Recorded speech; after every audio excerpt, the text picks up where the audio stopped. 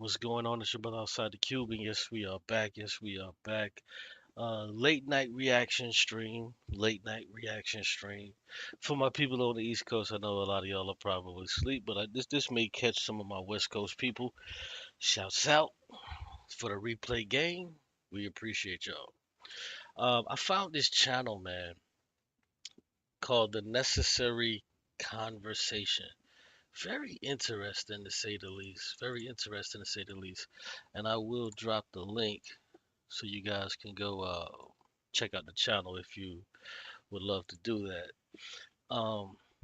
This guy, he has conversations with his mother and his father who are MAGA. I'm gonna try to be as respectful as I can to his mother, but boy, I'm gonna tell you right now, the MAGA brain must be studied. The MAGA brain must be studied. And then we're gonna get into some reacts about capitalism. As you know, I love to talk about on this channel. But I want to get into this, man. This right here kind of really was really sad. This was really sad. So let's get into it. Let's just go. Welcome to the Necessary Conversation. I'm Chad Kultgen. With me today is only my mom. Once again, we've been doing these little things in the middle of the week where I try to show you, Mom, some media coverage of some big news story that's happening from the left. CNN, MSNBC is where we've been going. I'm going to start branching out to some other. So just a quick preface. He's a leftist from what he, purports, and his mother is, a MAGA. I'll just say that to be nice. Left-wing media sources as well. But I like doing these because I know you don't watch this presentation of these stories. You're getting your news primarily from Newsmax, right?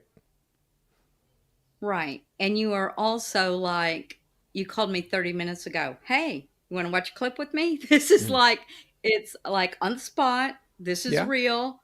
I'm not even sure what you're going to. If you know anything about Newsmax, you know that it's a far right news publication that traffics in misinformation and disinformation, if we're being honest.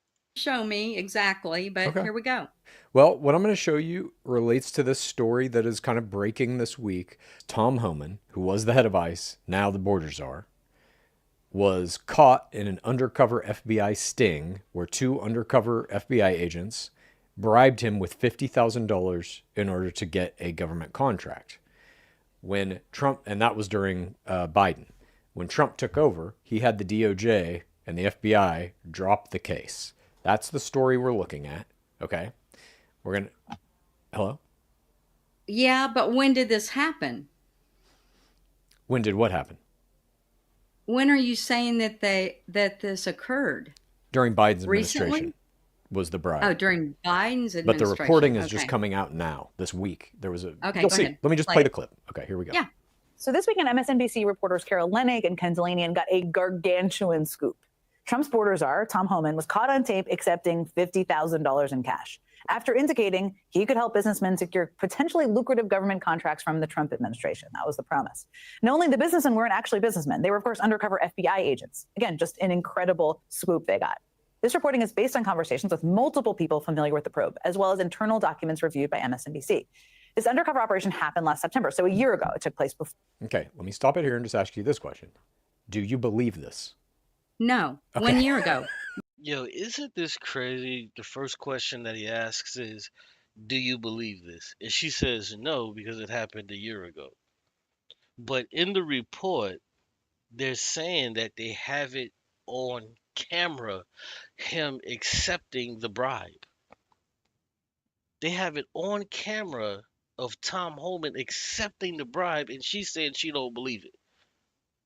It'd be one thing if she's saying, "Hey, I don't believe it until they show me and produce the footage." That would be one thing, but she's just throwing it all away. Nope, I don't believe it. That's crazy.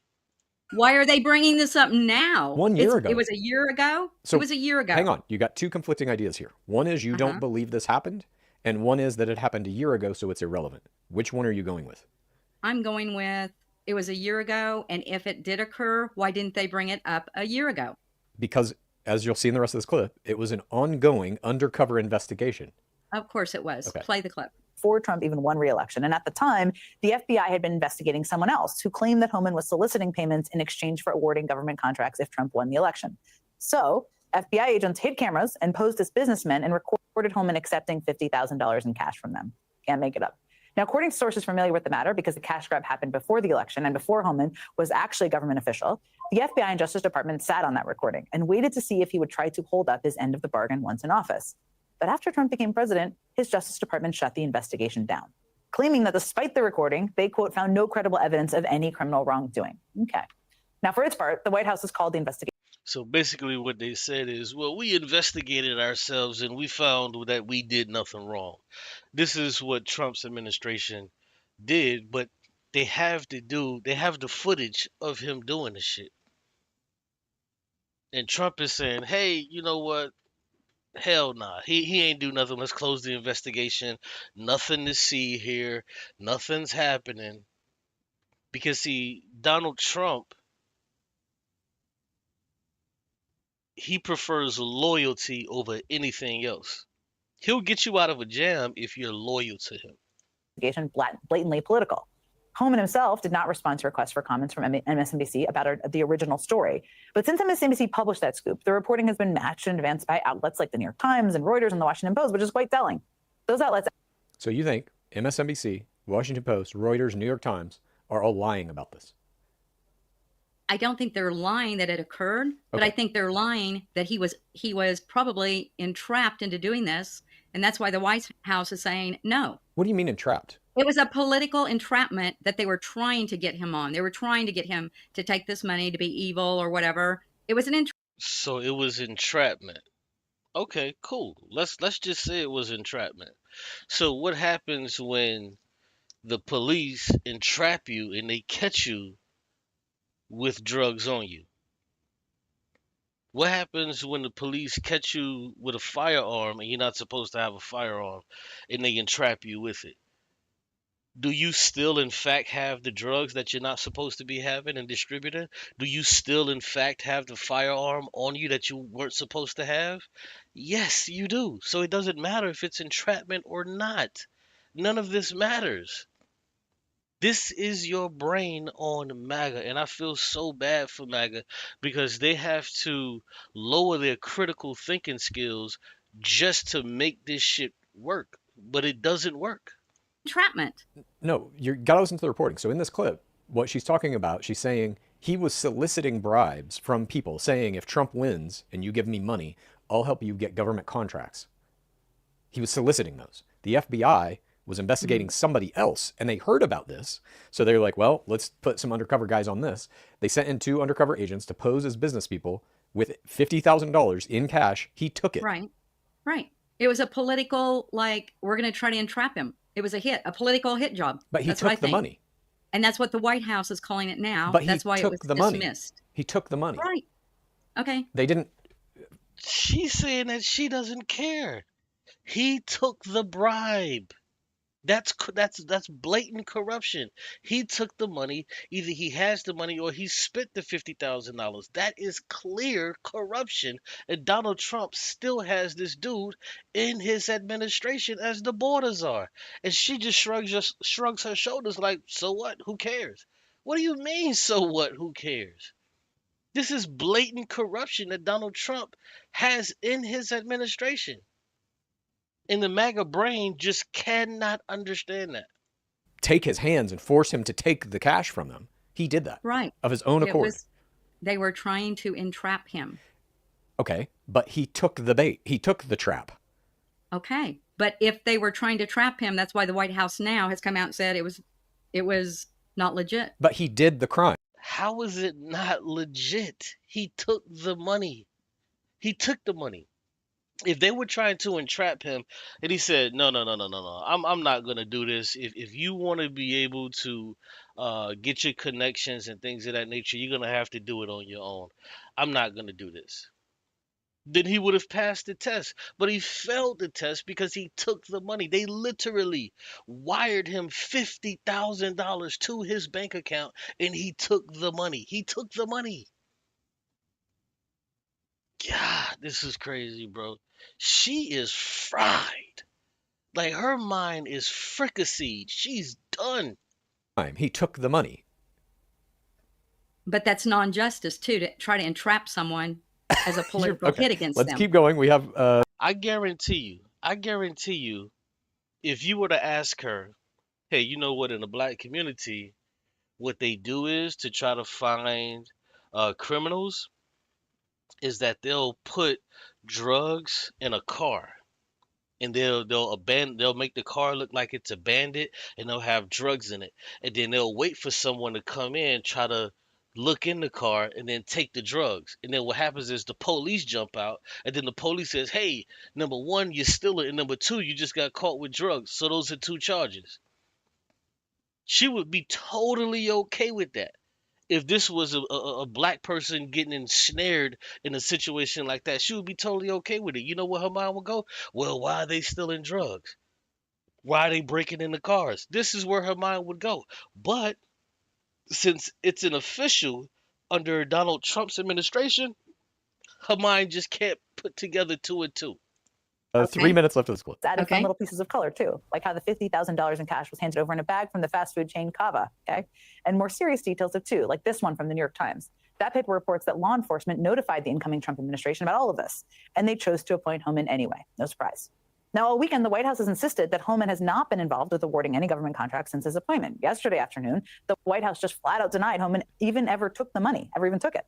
And then last night on Fox News, Homan himself addressed the allegations. That story is out there, and I imagine you want to respond to that. Oh, I'm sorry. Look, I did nothing criminal. I did nothing illegal.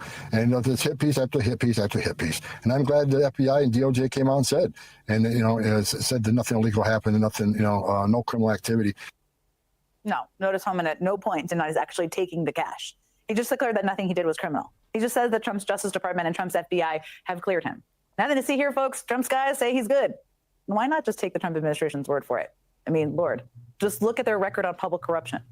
Yesterday, Notice reported that under Trump, the team at the Justice Department that focused on fighting government corruption has gone from a team of 36 lawyers down to 2 lawyers. That's it, just 2 lawyers, plus a single paralegal. Certainly seems like Trump does not want anyone on the job actually investigating government corruption at all. Now, do you believe that the Trump administration has dismantled the organization that is supposed to be looking into government corruption? I have read nothing about that. That's the first time I've heard it, and I don't like that lady. Wow. So instead of her answering the question on does she believe that or not, that the lawyers went from 36 to only down to just 2, she says, oh, I've never read anything about it, and I don't like that lady. To further the point, former judge Janine Pereiro, however you say her name, she went on Fox News about a week ago saying, hey, we need to get more lawyers because nobody wants to work for this regime and so forth and so on. Nobody wants to work for these people who are actually moral people. Nobody wants to work for this regime. No one wants to work for this regime, so that tracks. It tracks that initially Judge Janine Pereiro, former Judge Janine Pereiro, comes out saying, hey, we need to hire more people. She's literally doing recruiting on Fox News saying, hey, submit your application, so forth and so on. And then in the MSNBC cut comes out saying, hey, the lawyers have went down from 36 to 2. That tracks. All of it tracks, but I get it. She said she hasn't heard of that.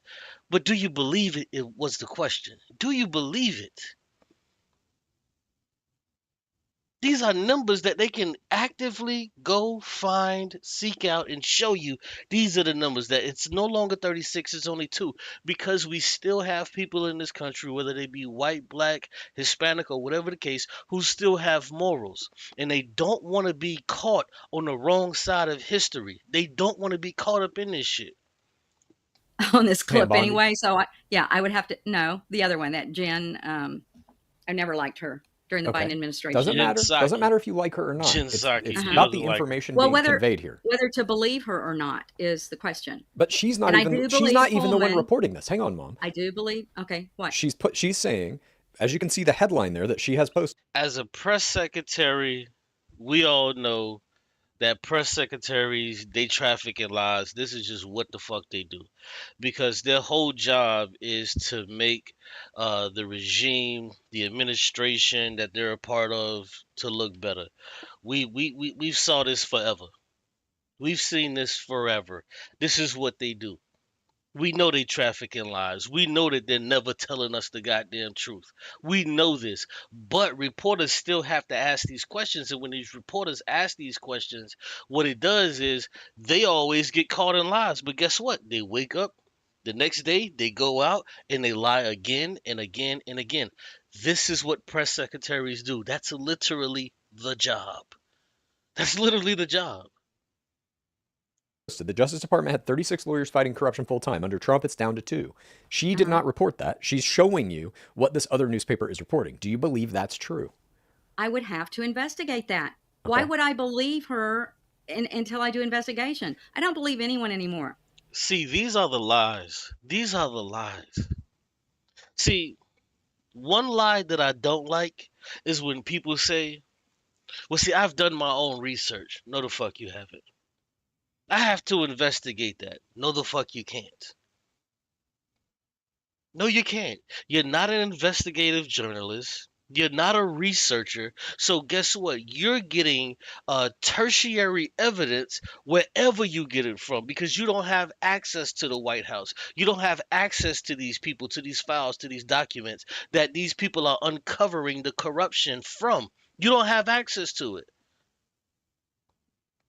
So what we have to do is we have to take what the actual investigative journalists, what they do, what they uncover, we have to take their reporting. Now, a lot of times when it comes to some of their reporting is off. That is true. But don't sit here and lie and try to say, oh, I haven't investigated that. No, you do not get to investigate it. That's not what you have the ability to do. You don't have access to what these people have access to. I try to investigate from all different sources, then make my mind up. Okay. So you think that may be a complete lie?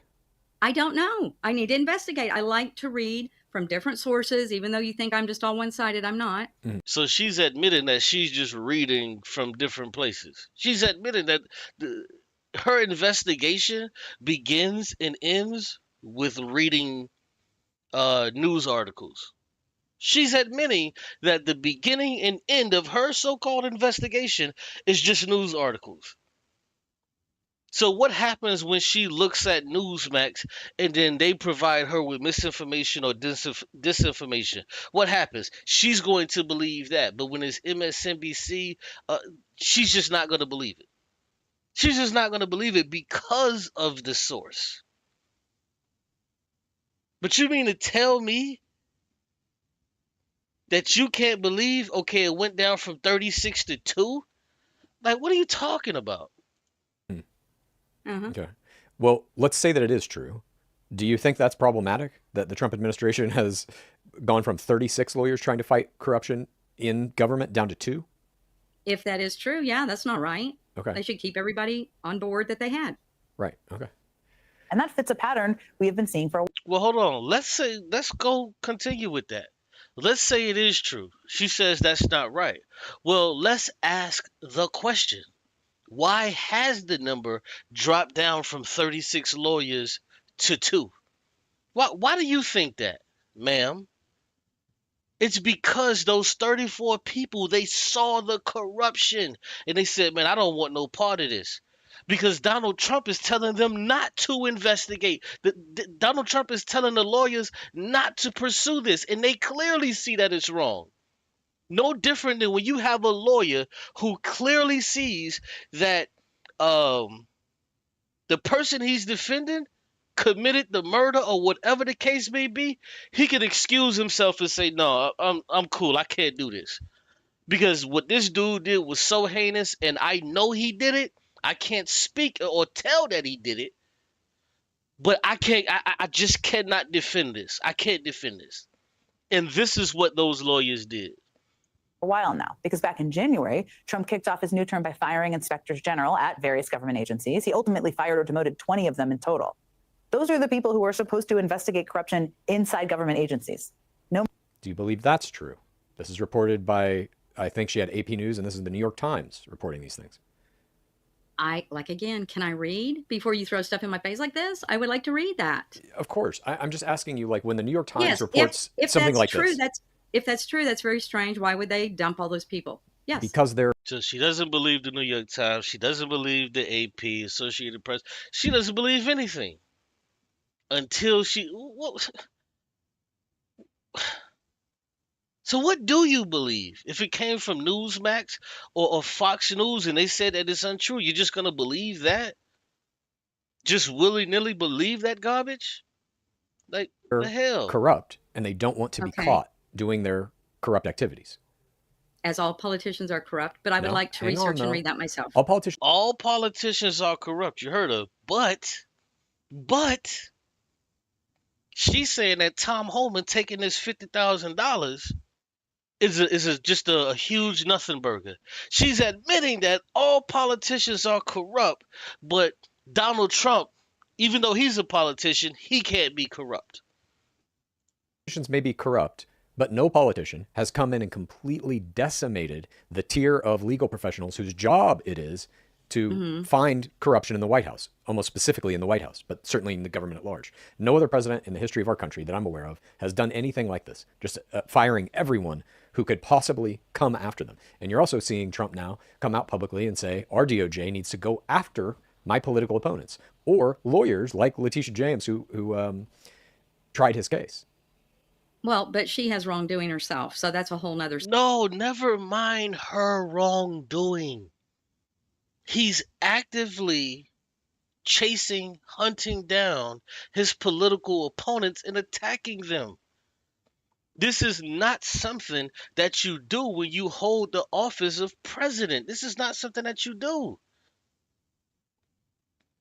I remember as a kid, you know, even though it was a bullshit, false way of looking at things because I was a kid, but I remember looking at the president as something that was regal, as something that, you know, was worthy of honor. I remember that as a kid.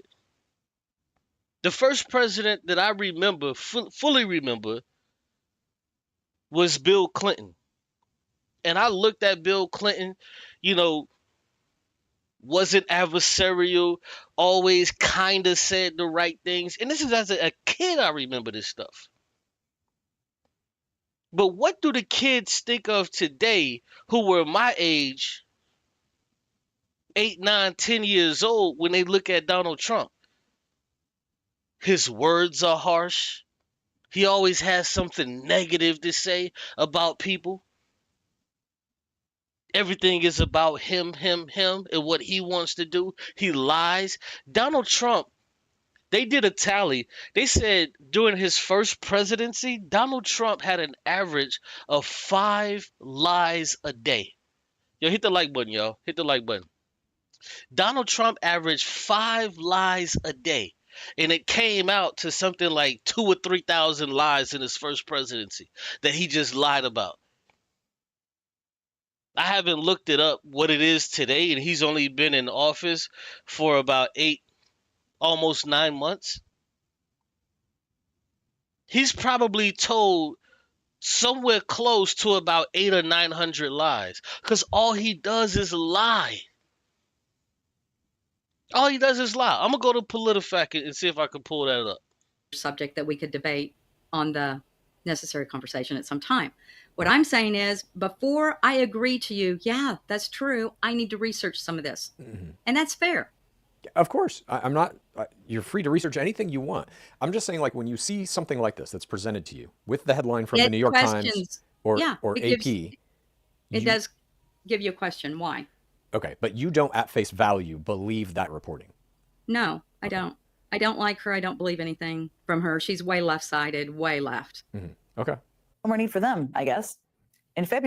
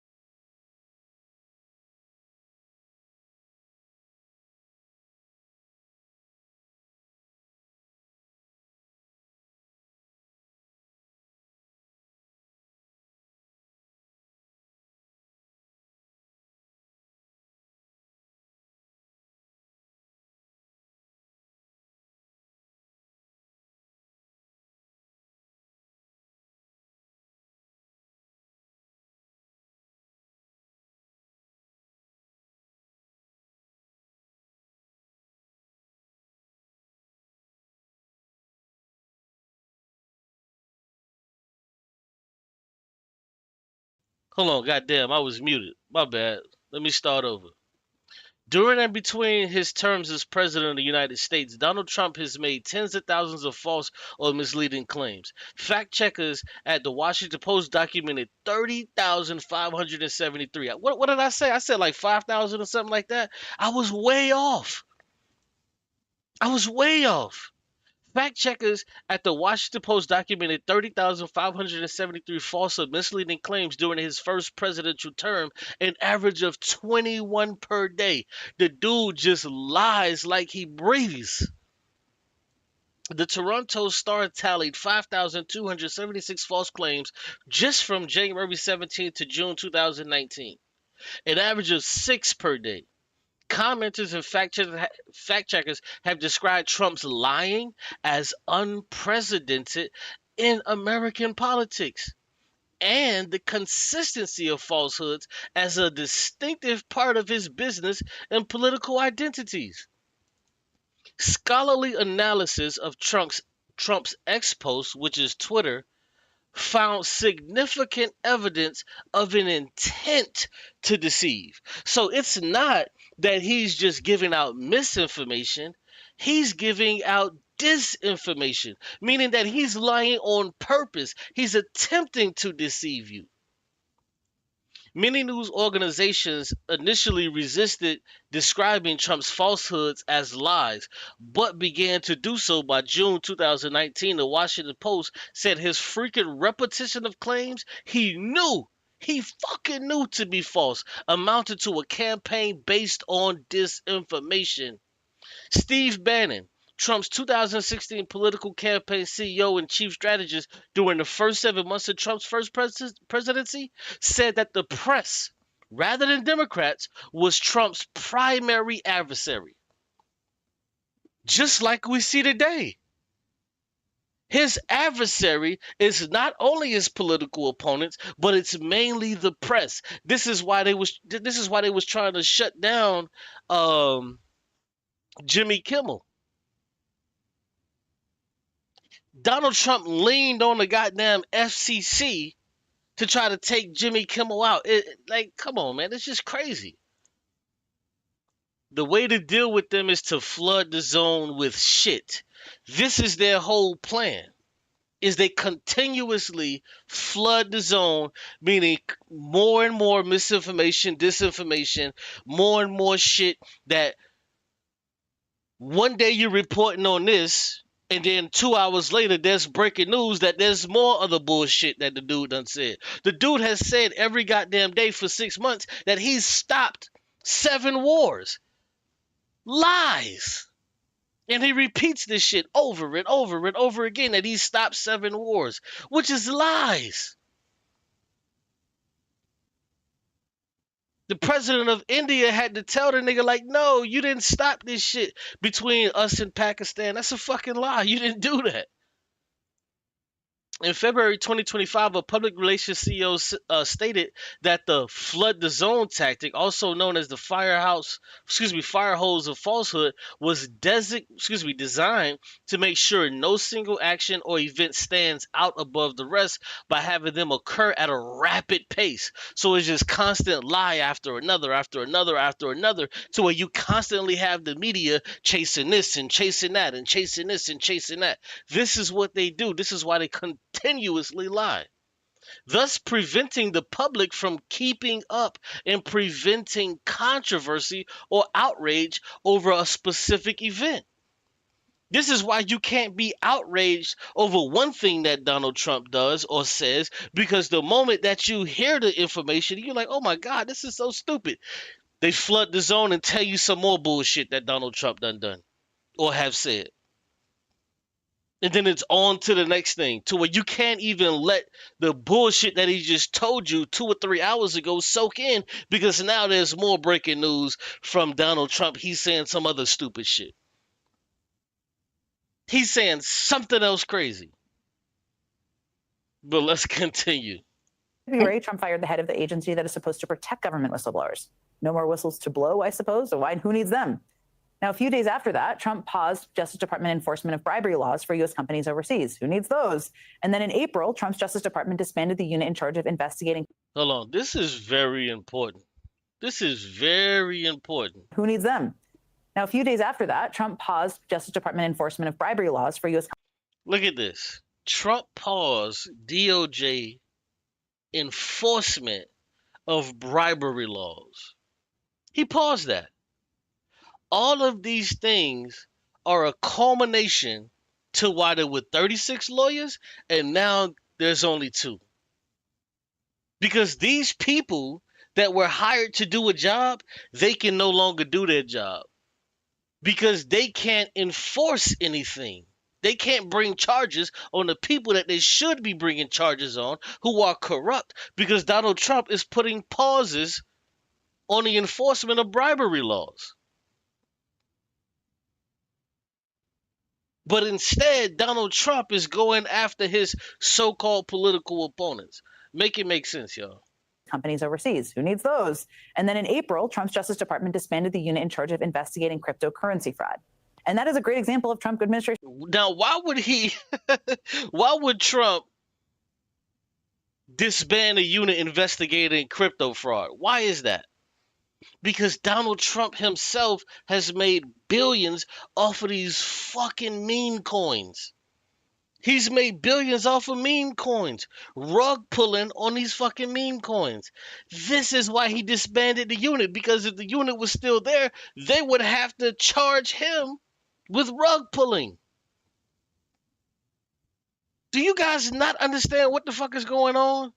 Any department that could ever charge him with a crime or anybody in his administration with a crime, he disbands them and then puts his loyalists in there.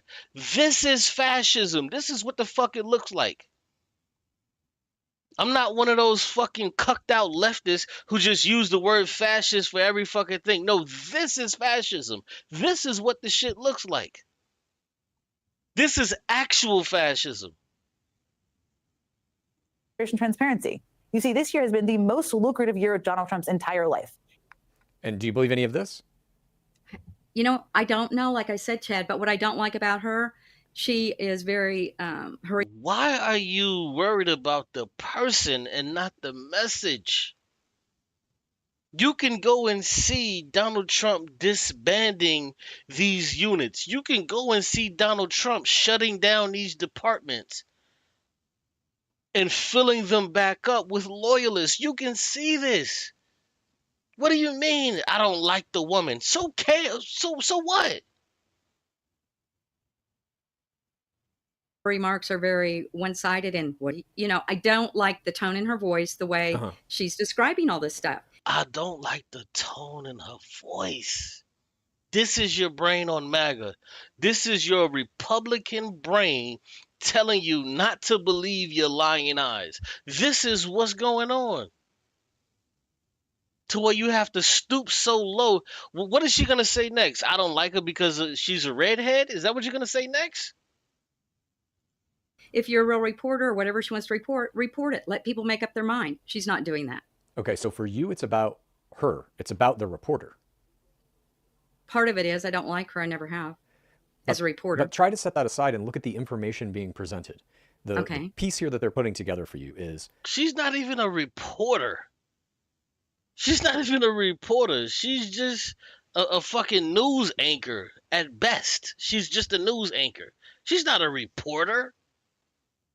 Well, hold on. Maybe she is a reporter. I guess those terms kind of coincide. I take that back. It starts with Tom Homan. Takes a bribe from undercover... Because she is reporting the news. I take that back. FBI agents. Donald Trump... I have researched that. You told me that last week. I did research it. Everything I saw, the press secretary said that he did nothing wrong, and he did nothing wrong. Nothing illegal. Okay.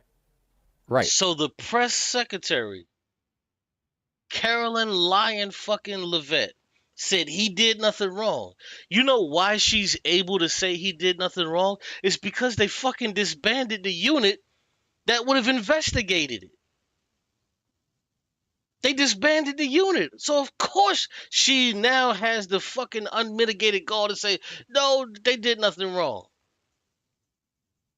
Because Trump has replaced The people that actually have the footage, he's replaced them with loyalists. The investigation, though, was we send in the undercover agents, he takes the bribe, then we have to wait to see what happens if Trump gets into office and he tries to make good on that bribe by giving these people a government contract. That then is illegal. But because before they he could do tried that, to entrap him. They tried to entrap him. okay, before he could do that second part of it, Trump eliminated the investigation. And like the reporting says here, Trump knew about this. The FBI told the administration, Tom Homan took a bribe from us, and they were like, But I he don't give a still hired shit. him. So he Yes. must have thought it was no big deal, and he still hired him. No, he hired him because Donald Trump is also corrupt. He hired him because he's also corrupt. You don't do dirt with niggas who have a high moral standing. You do dirt with niggas who are just as fucking dirty as you. Because they have something on you, you have something on them, and you know, hey, we going down this motherfucking this hole to hell together. You hire people who are corrupt, who you can control, who got shit on them. Because the moment that they think about stop doing corrupt shit that you want them to do, you can bring that up. And you know what Donald Trump is going to say? MAGA's going to believe me. They're not going to believe you. So you better go do this corrupt shit that I'm telling you to do. You can't do that with a moral, upstanding person. They'll just wear that shit and let the evidence bear out. They'll let the evidence bear out. Peace, what's going on, Flying High? Appreciate you for coming through, man. Definitely appreciate you. Or, hear me out, Trump Yes. and the entire White House is also corrupt. Okay. That's your opinion, not mine. Well, And hear me out. And hear me out. okay. Who had the cocaine in the White House? Question mark. Oh my God, the cocaine in the White House. Whataboutisms? Of course.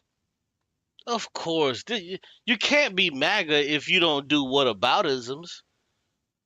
Well, who had cocaine in the White House? Ma'am, we're talking about a dude that's corrupt, that took bribe money. Donald Trump hired him, and nothing was done about it. Well, excuse me, something was done about it. What Donald Trump did was he disbanded the fucking unit. House. Now we're just going to go down this rabbit hole, and it's like Trump No. was best friends with Jeffrey Epstein. Like, if you want to talk about crimes, he's a 34-time convicted felon. Oh my goodness. I thought we were talking about Tom Homan and we just go on and on. Well, we're talking now about you're this news entrapping me. piece. Yo, look how she goes back. I thought we was talking about Tom Homan, but she literally just said, well, who had cocaine in the White House? Alluding to Joe Biden's son, Hunter Biden. But then when he presses her, she's on some, oh, I thought he was talking about Tom Homan. But you just brought up something that had nothing the fuck to do with what you guys were actually talking about. Like I said, I want to be disrespectful to this guy's mother, but yo, she is fried, my nigga. She's fried. This is your brain on not only MAGA, but the fucking duopoly. Because I can guarantee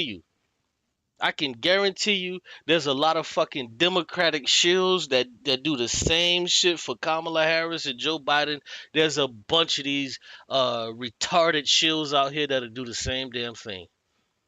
It's not only MAGA, it's the fucking duopoly brain. We're talking about this news Now piece you're because entrapping me. no, Tom Homan he's a small piece of the much bigger puzzle, which is this administration is incredibly corrupt, and we now have a guy in it who is the head of all of his immigration policy, or enforcing it at least, who is on tape. The FBI has tape of him accepting the bribe. Like I said, the press secretary said entrapment, more or less, and nothing was illegal. But I do hear what you're saying, Chad. I really do. I do. Okay. Well, No, we got she about a doesn't. minute left She's here. lying. Okay. His net worth has nearly doubled since he won last year's election.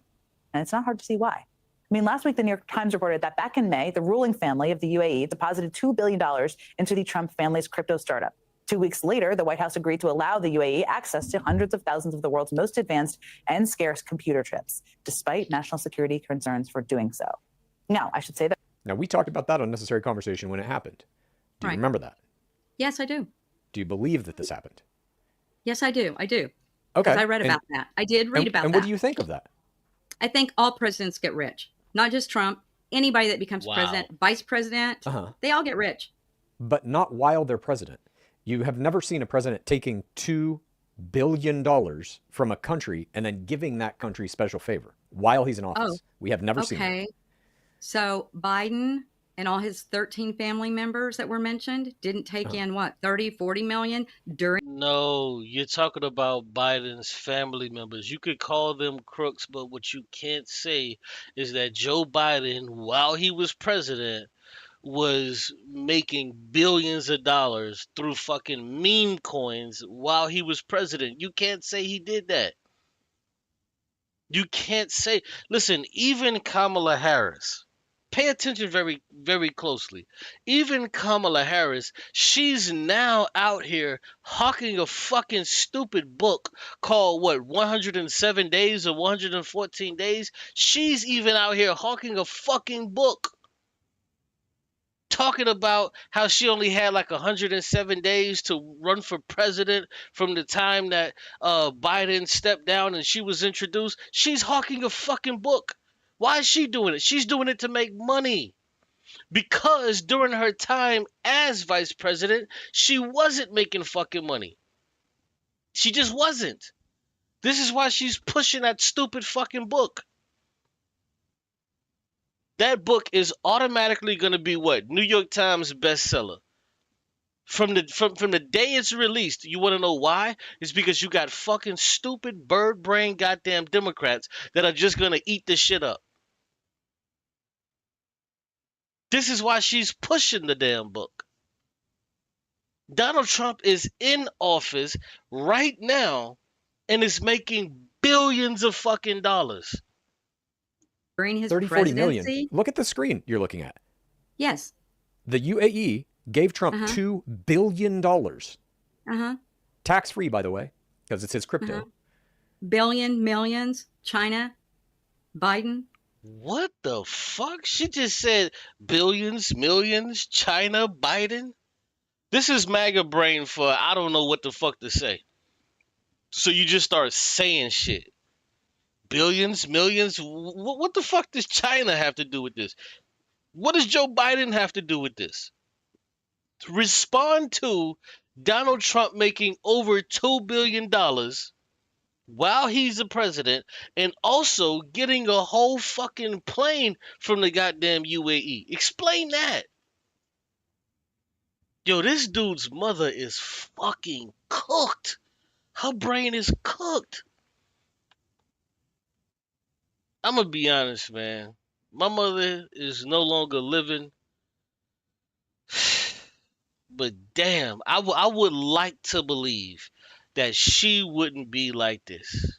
I would love to believe that she would never be this fucking dizzy to where she couldn't put two and two to fucking together.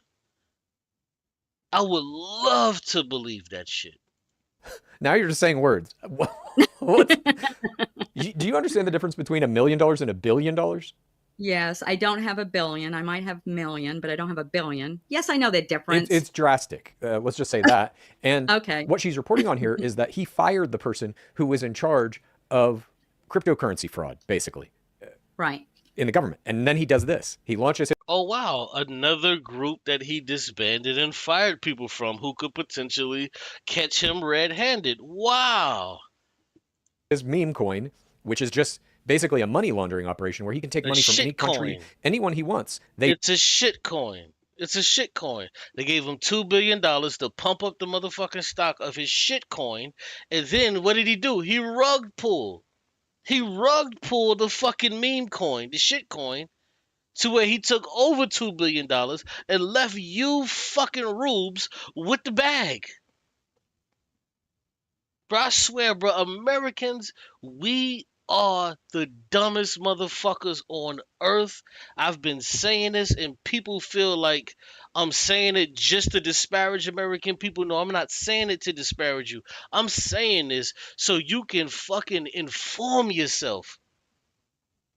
We are the dumbest. We are the most propagandized people to where we don't understand or don't recognize truth when we goddamn see it. They, in quotes, buy his meme coin then he gives them all these computer chips. That's your opinion that it is No, a that's money literally what laundering. happened. That's That's literally not what an happened. You're looking at opinion. the reporting right here. UAE gave Okay. him $2 billion. He gave them these computer chips. That's a bribe. Okay. Just Keep like going. Homan took. Well, it's not entrapment. He didn't get entrapped. Keep going. What do you think entrapment is? That you set someone up and an illegal action, set them up to make them go to prison or do something bad or go Yeah. to jail. But if they commit a crime, whether the scenario of it is set up or not, if they commit a crime, they still commit a crime. You agree with that? But it's someone doing it on purpose to make them go to jail. Okay. Company deny any connection between the two deals. But wouldn't it be worth looking deeper to see if there is a little bit of a quid pro quo there? Sorry. Well, now thanks to Trump, the systems we used to have to investigate stuff like this that we've long had to really get to the truth, those systems are either gone or are a shell of their former selves. That brings me back to the beautiful simplicity of MSNBC's scoop about Trump's border czar, Tom Homan, and the $50,000 bag of cash in a Cava bag. You see, Homan reportedly took that bag of cash and made that deal on tape the FBI has, and that Trump himself could order released at any time. So there's a ton of investigative work that needs to be done here, really, at all. If the White House wants to deny that story, Kash Patel also runs the FBI, so there's that. If that story is really all just some big misunderstanding out there, why not just release the tape? Sounds familiar, doesn't it? All right. So there you have it.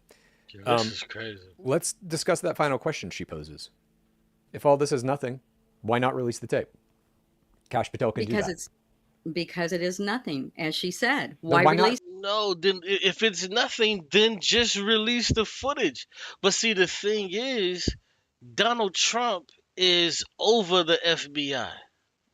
When the FBI was created, it was created to where the president had power over the shit. Not initially, but I forget the dude name that created the FBI. Well, that was the first. I forget what they call it. He was over the FBI initially, but after that, it became to where the president was directly over that division. Who did he hire? He hired Kash Patel, who's a fucking loyalist. To where they're never gonna release the Epstein files. They're never gonna release this footage of Holman. Them shits are probably destroyed at this point. You had fucking Pam Bondi said, "Hey, we have the Epstein files on my desk, and I'm looking through them." They invited a whole bunch of right wing influencers, gave the motherfuckers binders to where they took pictures and all of this other shit. That would, oh, this is Epstein files stage 1, and all of this. Fast forward 4 months later, the Epstein files don't exist. This is all made up. What? What do you mean? Are we still talking about this guy? Oh my God, this is crazy. What are we doing? Like, what are we doing? Like, come on, bro. She's cooked. Her brain is fried. Something that's nothing. Why not, though? Why not release the Epstein files if he has nothing to hide? Why not release this tape if Exactly. they have nothing to hide? I have no idea. Because they have something to hide, Mom. Okay. Not on the Tom Holman thing. We know there are names probably on the Epstein list that people don't want to see those released. Donald Trump is one of those names. On both sides. On both sides. Dems and Republicans. Both sides. Yes, for sure. But Listen, yeah, there probably are Democrats on that list. There probably are. But the reason why they don't release the goddamn Epstein files, bruh, is because Donald Trump is all up and through that motherfucker. This is why they won't release him. This is why. They would listen. Donald Trump would never release that shit. This is why he's trying to evade, dip, dodge, and get us as so far away as he can away from this shit. But here's the crazy part about it. I'm gonna keep it a buck with y'all. If Donald Trump released the Epstein files tomorrow, because you heard what Donald Trump said a few years ago, before he got elected. He said, "Yo, I could kill somebody, I could shoot somebody on Fifth Avenue, and I would get away with it." Donald Trump could release the Epstein files. His names can be all up and through that shit. You could have pictures of Donald Trump assaulting an underage child. An underage child, and MAGA would still do some bullshit gymnastics, mental gymnastics, talk about some, well, maybe this is AI, or we don't know if this is real. They still would defend them because it's a cult. Because it's a cult. Peace. What's going on, Celia Ben Yah? Peace to you. Hmm. Donald Trump right now is the one in power. He controls everything. Hmm. He can release those Hmm. files if he wants to. He's not. I still think they will be. I still think they will be. After they redact his name out of all of it. We will see. So watching this coverage, your main takeaway was that you don't like the host. Yeah, well, no. Okay. My main coverage is I believe that he was entrapped. And if Trump thought it was a big deal, he wouldn't have him as border czar. He would have not hired him to be border czar. But you're not getting. But he did hire him. You're not getting the bigger picture that Trump and everyone around him is corrupt, and they are only in all of this to make as much money as possible. I don't believe that, Chad. That's your belief. But he I took think $2 he's billion to give the UAE these computer processors. All presidents take money to get No, rich no, while they are president no. and after. That is absolutely wrong. No Okay. president has ever done what Donald Trump is doing. He is selling merch. He is taking bribes. He is opening nightclubs. He's upping his fees at Mar-a-Lago. You just heard the reporting. He's made more money this year than he ever has in his life. He has doubled his net worth. That's crazy. when And you that's think about bothering it. you. Why? No. That's crazy that this dude has made more money while he was in office than he's ever made in his life. You want to know why he's made more money while he was in office than he was ever in his personal life?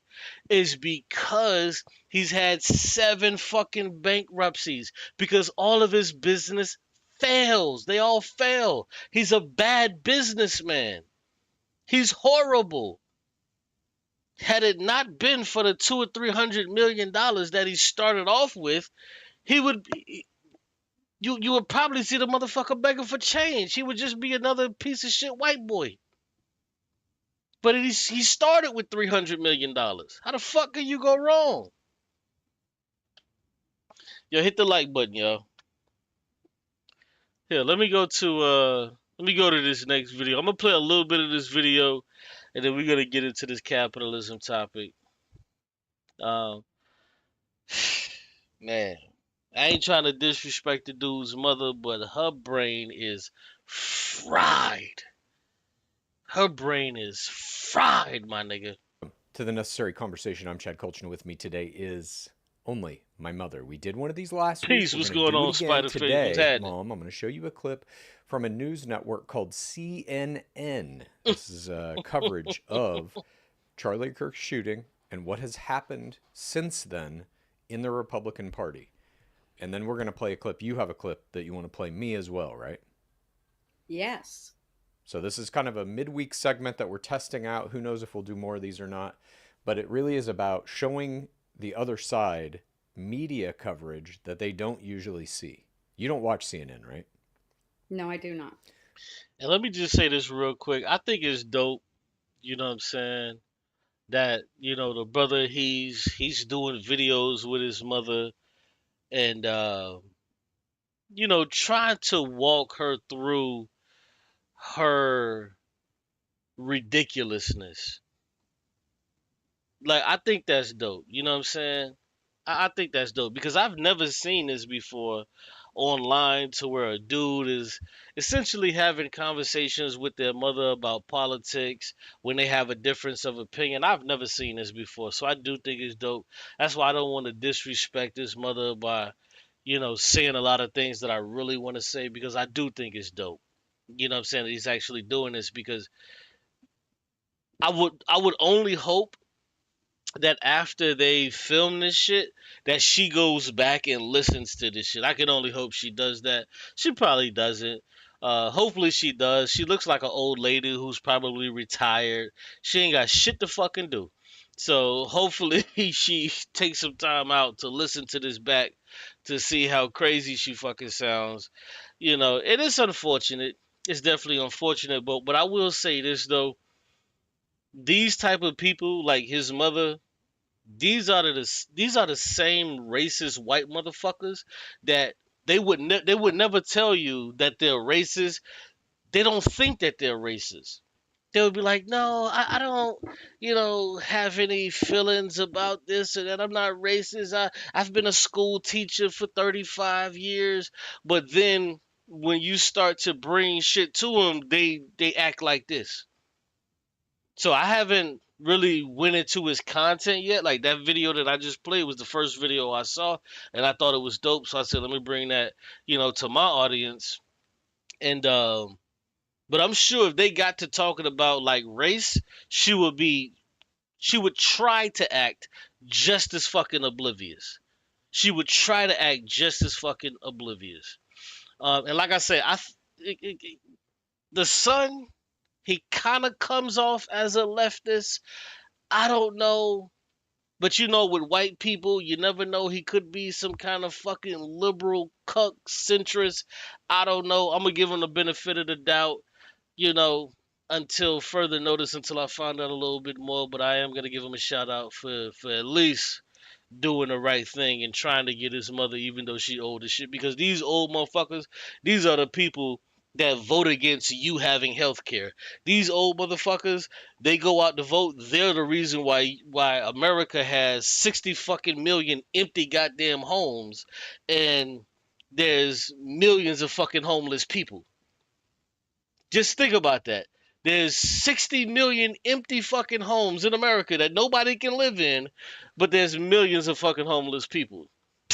These are the people that vote like against like this type of shit. So we have to pay attention to these old motherfuckers, and we have to try to explain this shit to them one old motherfucker at a time. Okay. Well, right here we have about a 9-minute clip. We're going to be pausing in it, talking about it. Are you okay? 9 minutes is long. Go ahead, I'm ready. It's shorter than the one we did last week. Okay. All right. Here we go. Let's jump into this. This is Erin Burnett from her show. I think her show is called Out Front. I forget what it's called. But she basically is going to be walking us through the Republican reaction to Charlie Kirk's shooting and how they're trying to use that as an event in government to essentially take control of the country. Here we go. And let me just say this, full disclosure, I think this old fucking lady is a racist. I'm just gonna be real with you. I think she is. It's hard for me to let me not say hard. It's not difficult, but when I see a MAGA motherfucker, it makes no sense for me to try to deem them not racist from the beginning. I'd rather go into this motherfucker as you racist, and you just gotta prove me that you ain't. You know what I'm saying? You just gotta prove to me that you ain't racist. But let's go. Can you see it? Yep. Here we go. Let me know if you can hear this also. Defending not lowering flags to half-staff Can you when hear? Melissa Hortman, the Democratic Minnesota House Speaker, was assassinated by someone posing as a police officer in the middle of the night at her home. She opened the door. She was assassinated. He also then said, Hold on, let me say this. Let me just give a quick pause. This was a real assassination. For the motherfuckers out there talking about, oh, Charlie Kirk was assassinated. That motherfucker wasn't assassinated. He was just shot and killed. Now, I get that you can use the term assassination because it just kind of means killing somebody. But we reserve terms for certain people. You wouldn't look at some fucking crackhead on the goddamn street with a surprise attack and say this person was assassinated. So fucking miss me with Charlie Kirk being assassinated. He was killed by some goddamn white boy. Stop the goddamn games. This woman was assassinated. This woman and her husband, they were assassinated because the dude came, and I saw the footage. The dude came to the door with police regalia on, and she opened the door thinking that he was the goddamn police, and then they just opened up on their ass, started dumping. he didn't know who she was. Do you think it would have been fitting to lower? Defending not lowering flags to half-staff Can you when hear? Melissa Hortman, the Democratic Minnesota House Speaker, was assassinated by someone posing as a police officer in the middle of the night at her home. She opened the door. She was assassinated. He also then said he didn't know who she was. Damn. Do you think it would have been fitting to lower the flags to half-staff when Melissa Hortman, the Minnesota House Speaker, was gunned down by an assassin as well? Pause, goddammit. Pause. Look at his face. Watch his eyes go up because he's trying to think of who the fuck this even is. Look at his eyes very carefully. When she's asked, the moment she says the name Melissa Hortman, he looks up and that's a blatant trait of a person trying to think. So he's trying to look up and think, who the fuck is Melissa Hortman? It's such a sad thing that this woman was an elected official and he doesn't even know who the fuck she was. Watch this. Been fitting to lower the flags to half-staff when Melissa Hortman, the Minnesota House Speaker. Boom. You see that? You see his eyes? Immediately his eyes look up when she mentions his name, Melissa Hortman, House Speaker. He's looking up like, who the fuck is that? Who is that? But let's go. Was gunned down by an assassin as well. I'm not familiar. Oh, The Minnesota House Speaker, a Democrat, was assassinated this summer. Well, if the governor had asked me to do that, I would have. This dude said he's not even familiar with who this woman is. He's not even familiar. Now, one can say, and we could just be honest about this, if somebody asked you who is some random fucking House of Representative person from Idaho, you may not know him. But when this person is assassinated and it's on all the fucking news, and then you as president don't know who the fuck this person is, and then now she's asking you about why you didn't fly the flags at half-staff for this person and her husband who were fucking assassinated, but you flew flags for Charlie Kirk, a fucking podcaster who was killed, slain by another white boy? And he says some garbage about, well, if the governor would have asked me. That's not how this worked. This isn't how it worked with Charlie Kirk. When it happened with Charlie Kirk, you gave the order. You gave the order for every state to fly their flags at half-mast. You gave the order. Have done that. Then said he didn't know who she was. Let me rewind that. Do you think it would have been fitting to lower the flags to half-staff when Melissa Hortman, the Minnesota House Speaker, was gunned down by an assassin as well? I'm not familiar.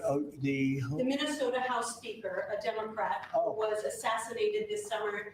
Well, if the governor had asked me to do that, I would have done that. But the governor of Minnesota didn't ask me. I didn't. I wouldn't have thought of that, but I would have if somebody had asked me. He said he wouldn't even fucking thought of this shit. But if the governor of Minnesota, which is Tim Walz, had asked him to do it, he would have done it. But when it came to Charlie Kirk, he pretty much mandated that every state, all 51 states, fly the flag at half-mast. An actual lawmaker, an actual elected official is assassinated in their goddamn home. Number one, he doesn't know who she is. Number two, he says, well, if the governor would have asked, what do you mean? Okay, let's pause right there. Right. Do you know who he's talking about? Who they're talking about? Yes, I think her and her husband and the dog, right? I don't know if they killed the dog or not, but this was a literal politician in the state of Minnesota. Who was assassinated. He doesn't even know who she is. But did you hear him say if the governor would have told him and asked him, he would have done it? We heard what he said, and it was stupid on what he said. Because he didn't get 51 requests from all of the fucking governors from every state in the so-called union to fly their shit at half-mast. Idaho, Alaska, Iowa, Florida, Georgia, North Carolina, they didn't contact Donald Trump and say, hey, can we fly our shit at half-mast? No one did that. He gave out a mandate and told everybody to fly the shit at half-mast for Charlie Kirk. This is crazy. So who's the Okay. governor of Minnesota? That is completely not relevant. Okay. Yo, this dude was just stun locked. Did you see that? Yo, when she asked that dumbass question, he was stun locked. He was just like, I can't believe she just said something so fucking stupid. And then he had to remember, damn, this is my mother. Listen. Told him and asked him, he would have done it. So who's the Okay. governor of Minnesota? You look at him, he like shook his head and blinked his eyes like, are you fucking serious? Why does it matter who the fuck the governor is? Why wasn't it just done? That is completely not relevant. Okay. It's very relevant. The question I'm asking you is, do you think it's bad he did not know who she was? Yes, I do. And Okay. and that they didn't lower the flag. That is She talking about something, yeah, I recognize that, it's kind of messed up. He didn't know who she was. And? What the fuck you mean, and? that's right. That's not right. Okay. So you're in agreement here with CNN. All right. Let's keep rolling. He said he wouldn't have thought of it. Of course, he did think of it with Kirk. Within hours of Facts. Kirk's murder, he Facts. announced that flags would be lowered to half staff. Facts. Within hours of Kirk's murder, he put out on Truth Social, we're gonna do half-mast for Charlie Kirk around the so-called union. Within hours. But now this woman has been assassinated for going on, what, 2 or 3 months now? And he doesn't even know who the fuck she is. Excuse me, who she was. Crazy. Trump's comments coming just hours after Vice President Vance filled in as the host of the Charlie Kirk Show today. I would love to talk to some of you MAGA, even if you're not MAGA, you're Republicans, so-called black conservatives. I would love to have this conversation with you guys. We have to talk about this incredibly destructive movement of left-wing extremism that has grown up over the last few years, and I believe is part of the reason why Charlie was killed by an assassin's bullet. But by celebrating that murder, apologizing for it, and emphasizing not Charlie's innocence, but the fact that he said things some didn't like, even to the point of lying about what he actually said, many of these people are creating an environment where things like this are inevitably going to happen. So this is nonsense.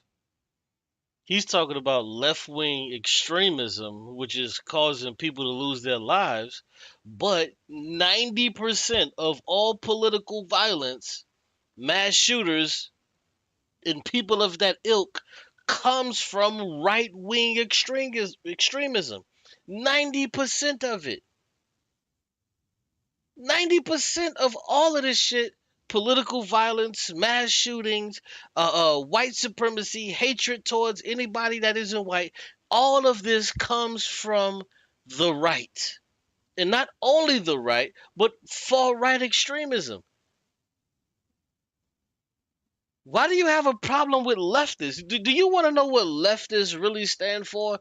Nigga, we want you to have free healthcare. We want you to have free education to where you could go to college or university for free. We want housing as a human fucking right to where we don't have homeless people just aimlessly walking the goddamn streets at night. This is what the fuck actual leftists want. This is what leftists want. And this is basic shit. I'm not even going to get into the advanced metrics of things that leftists want, but those are the basic things that we want. That people on the right vote against for every single opportunity when they get the chance.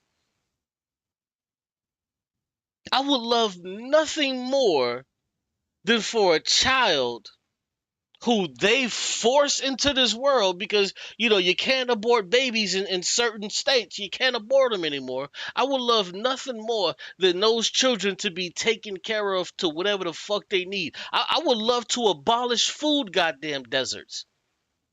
I would love to abolish that. I would love to abolish the goddamn Second Amendment. Places like China, They've pretty much rooted out poverty. The shit is gone. It's gone. It doesn't exist anymore in that country. Why?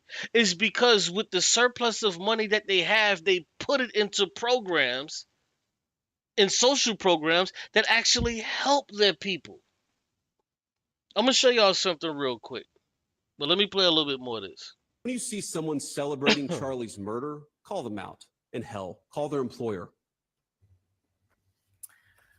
Out front now, former Republican Congressman Adam Kinzinger, Bakari Sellers. All right, before we see what these guys have to say, and one of these guys is a Republican, or was Adam Kinzinger, the guy on the left here on your screen. He's going to give his reaction to this. Mom, I want to ask you, do you think that that is kind of normal political behavior, that the Vice President of the United States, a civilian, gets killed, the Vice President of the United States takes that opportunity to go into that guy's podcast, to use his audience to preach whatever message they want, and the message is that there are these systems, these groups of left-wing terrorists, essentially, trying to take over the country, which is not true. Do you think that's okay? He was a personal friend to Charlie Kirk. I don't So see what? Wow. I don't see anything wrong with what he did in Okay. regard to going on the podcast, talking about him for 2 hours, whatever he did. I don't see anything wrong with that. Also, the Minnesota senator that was killed or assassinated, did anybody celebrate her death? No. Charlie Kirk's death, to me, because people celebrated that, is No evil. one celebrated it. No politician, no Democratic politician celebrated Charlie Kirk's death. They immediately went on Twitter and their social media platforms, and condemned the political violence. Every one of them did it. You can't name one Democrat, anybody that ever said, "Hey, we're celebrating this." It's never happened. But yeah, I want to play y'all something really quick. This is what I'm talking about. I just gotta find excellent students I gotta find the spot really quick. who, Hold you on. know, don't get into Tsinghua, which is the only deciding factor. But it is in political sovereignty was attained for, and it works diplomatically. China's giving out because China has 3.5 trillion, maybe 3.6 prizes. A lot of mining is covered by SOEs. Just so I think this is it right here. capital exists. For example, there is the Shanghai Stock Exchange. But there's also what we call the commanding heights of the economy, which are the critical inputs. What's going on? You know how the inside of the question to do this? Like how was it able to keep inflation low and keep school costs low? I would imagine medical bills low. Hold on, I gotta find this part. Because he talks about this dude has been living in China for, I think he said 12 or 13 years. I wish I could find the transcripts. Other countries that don't seem to have those issues, or for the most part don't have to effectively, you know. And he says, how much did you pay for? So, I mean, if you go to some of the better schools, people, wow, that hurts. How are the schools paid for in China? I mean, is that go to? Yes. School, and then on the weekend they got 3 or 4 schools because it's. Hold on, give me a second. I'm just trying to find this part where he talks about the crime and, you know, things that go on in China. Tries to impose its own values on whatever country that is dealing with, obviously required. We're not asking China by developing all of these. China's not just being selfless. Build a power plant. The cost of building in the UK hasn't changed. Everyone assumes that China's still like that too. However, China is nothing like it was just 5 years ago in 2012. Does not like it is. Like differences, similarities.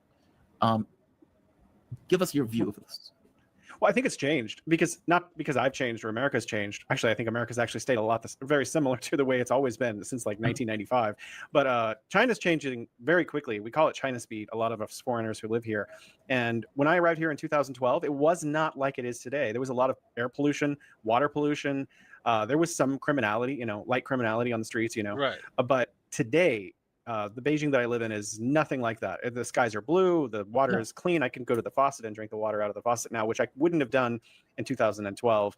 I think this creates a lot of misunderstandings about China too, because a lot of people, they think back to 2008, the Olympics, when a lot of foreigners were here in China, and they think that's what China's like, because the United States hasn't changed and the UK hasn't changed. Everyone assumes that China's still like that too. However, China is nothing like it was just 5 years ago, 10 years ago, especially. So, in terms of your original question, as an American, right?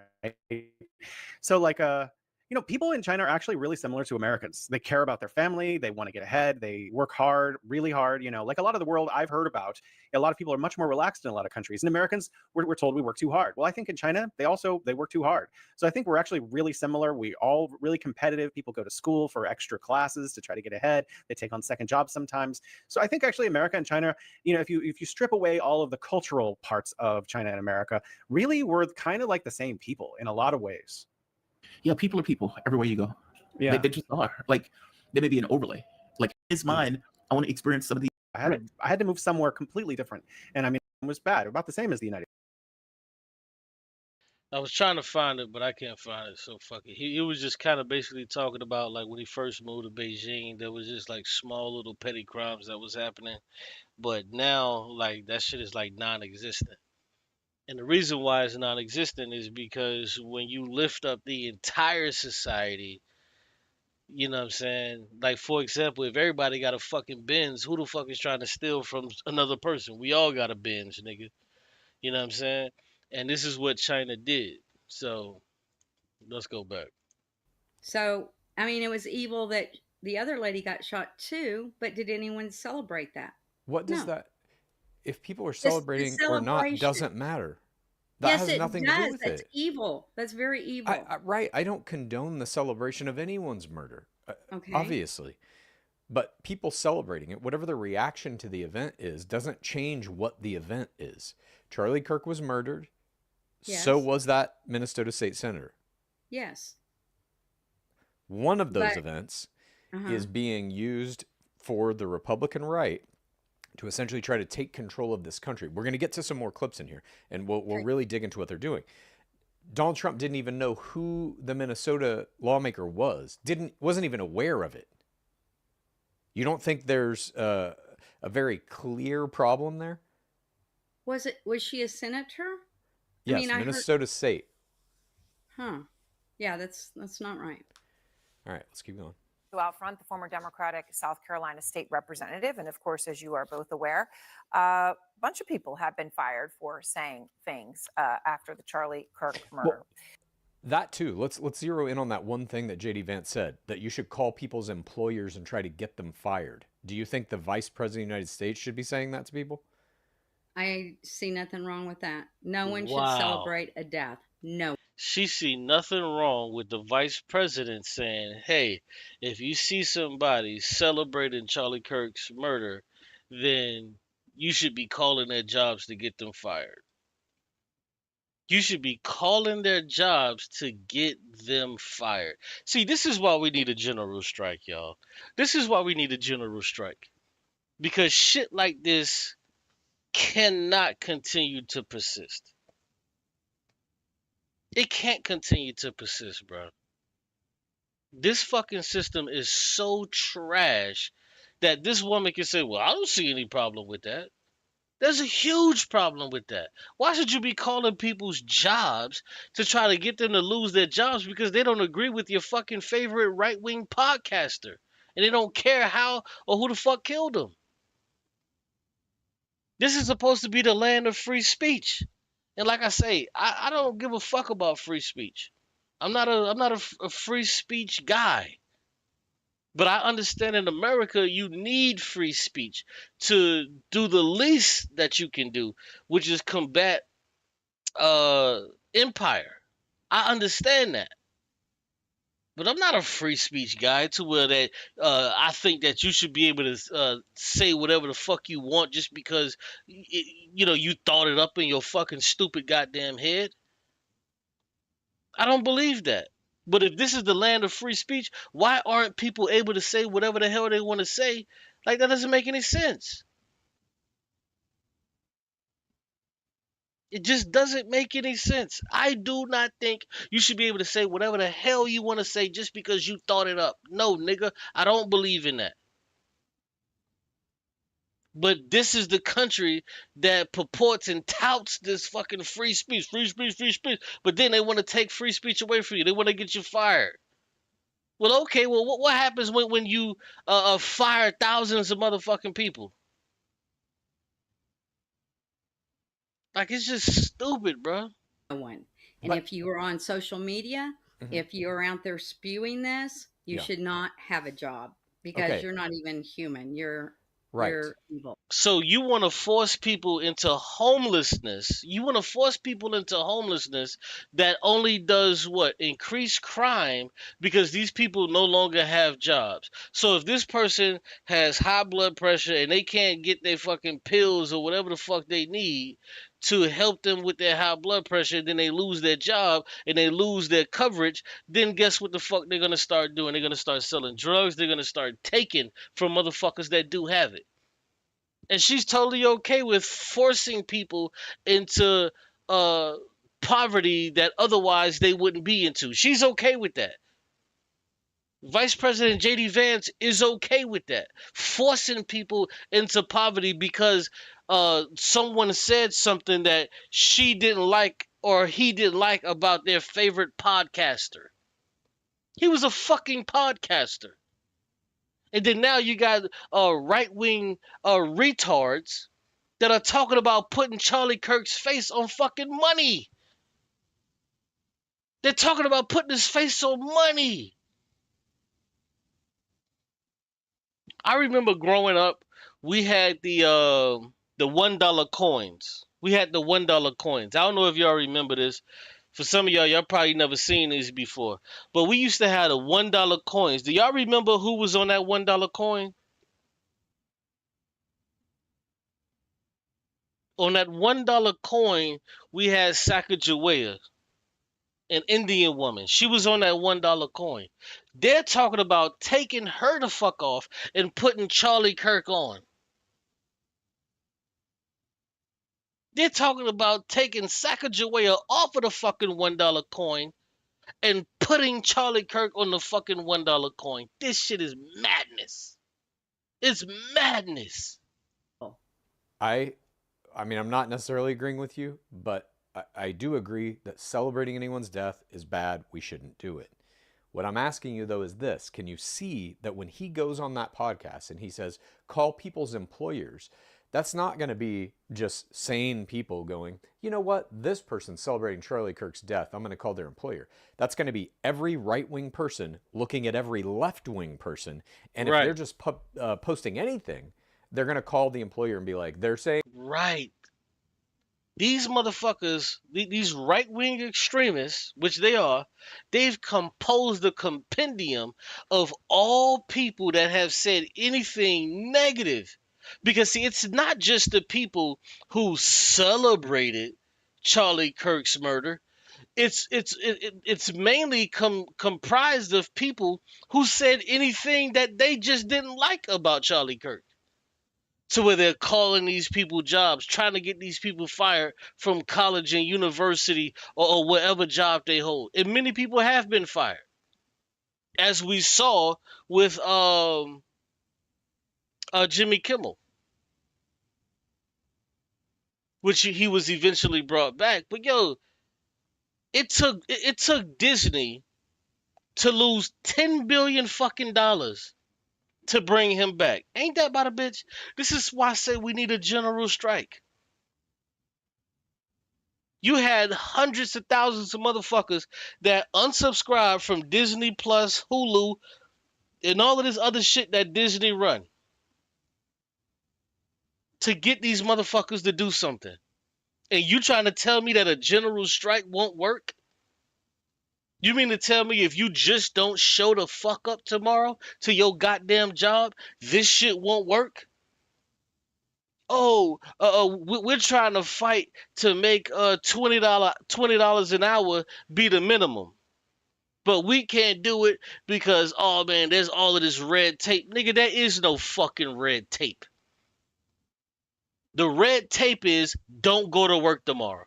Don't go. Don't go. There's not enough scabs that they could fucking utilize to replace you.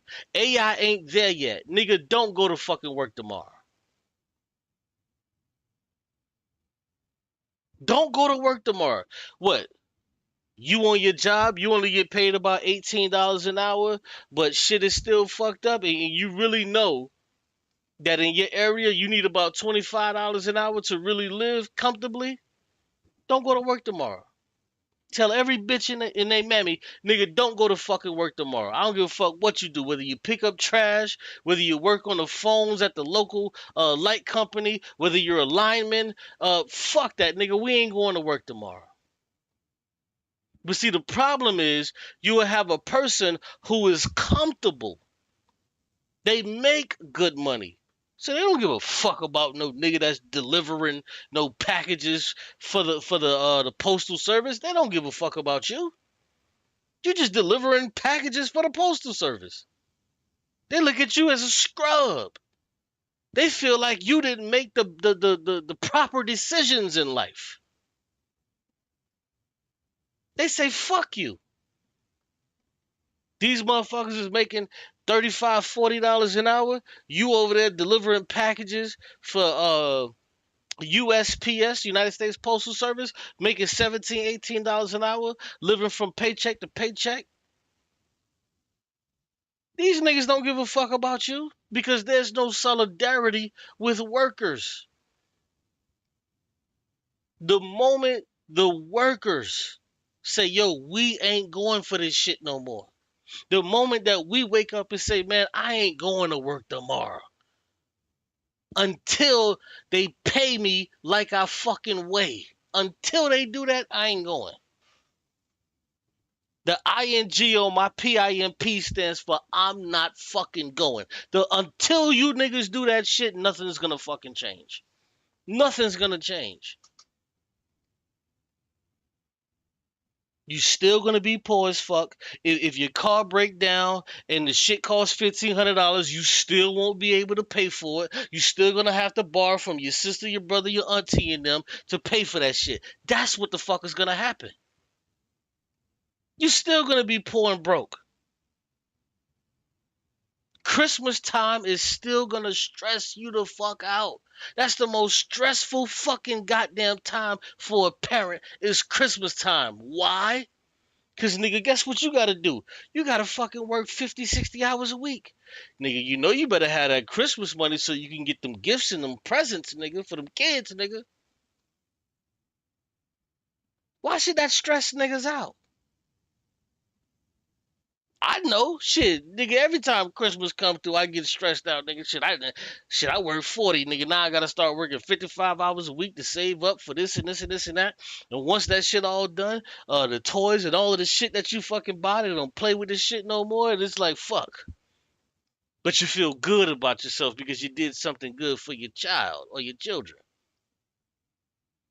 It shouldn't have to be that way. You shouldn't be having to save up all year just to go on one little fucking vacation, and your vacation is going to fucking Atlanta or Tennessee or Las Vegas or some bullshit. That's your motherfucking vacation, nigga.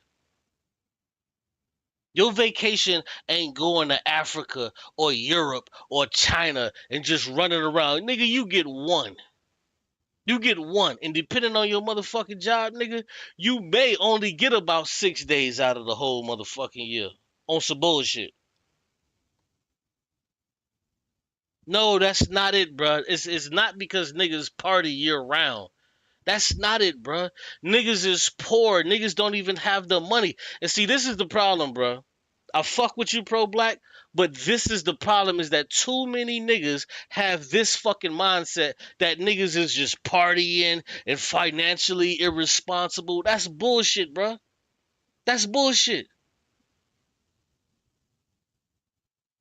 Niggas are not just pissing their fucking money away, partying their money away. How the fuck you think you got here? Look at niggas, bruh. A lot of us, how we came up in single parent households, nigga, because I can tell you right now, nigga, my mother wasn't partying and pissing the fucking money away to where she just didn't have nothing for niggas. Nigga, she didn't have shit for niggas because she wasn't getting paid a fucking enough to have shit for niggas. That's all it was. And furthermore, why the fuck can I not fucking party year round and have money to do whatever the fuck I want to do? But instead, I gotta work fucking 40, 50 hours a motherfucking week just to make sure that ends can fucking meet. Why the fuck should that even be a thing? See, we live in this type of society to where they tell us work, work, work, hustle culture, work, work. If you ain't working hard or you ain't working 50, 60 hours a week, then you ain't doing shit and you don't deserve nothing. Nigga, motherfuck all that. I ain't trying to work no motherfucking 60 hours a week until I get the motherfucking 70 years old and I got 5 years to just sit back and not do nothing and I just fucking kill the fuck over. What type of fucking life is that? What kind of life are you living, nigga? What kind of life are you leading? What are you leaving for yourself? That's why in China, niggas retire 10 years younger than over here in America because there's a fucking abundance over there. But the crazy part about it is there's an abundance over here. It's just that we can't tap into that fucking abundance because we got niggas like this that says, oh, niggas are just pissing their money away because they want to party. You don't say that shit about fucking Jeff Bezos, who just spent $50 million on a fucking wedding. On a wedding that lasted 2 or 3 hours. He pissed away $50 fucking million. Are you gonna tell me Jeff Bezos is partying year round and that's why he's financially irresponsible? Nigga, no.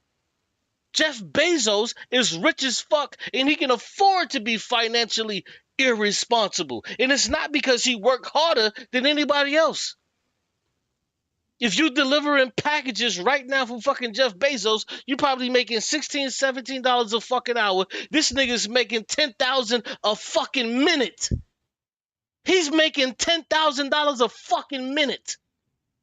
And you mean to tell me that this nigga is making hundreds of billions of dollars a fucking year and he's working harder than me? When I'm out there in the sun, the fucking sleet, the snow, the rain, delivering these motherfucking packages? I'm in that motherfucking warehouse, hot as fuck. We've seen niggas done died in this fucking warehouse because they're being overheated. Because they won't put ACs in these motherfuckers. But I'm financially irresponsible? I'm financially irresponsible. Ain't no motherfucking way, bruh.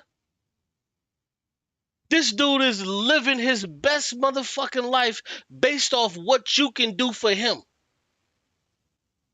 This is capitalism, bruh. Ain't nobody just pissing their motherfucking money away. 75% of people that are homeless have fucking jobs. Wake the fuck up, nigga. 70%, 70 to 75% of homeless people have jobs. So don't give me no bullshit about niggas don't want to work and niggas don't want to do this. Niggas are working. We just don't make a fuck enough. You got 64 million fucking homes right here in America that are empty. But guess what, nigga? You living in the motherfucking projects. You living in low income housing. You poor. You fucking homeless. But you can't get one of the motherfucking homes. Why? Because of capitalism, nigga. This is what's going on. Bro, you gotta come correct, bro. Do you mean to tell me we got millions and millions of pounds of fucking food?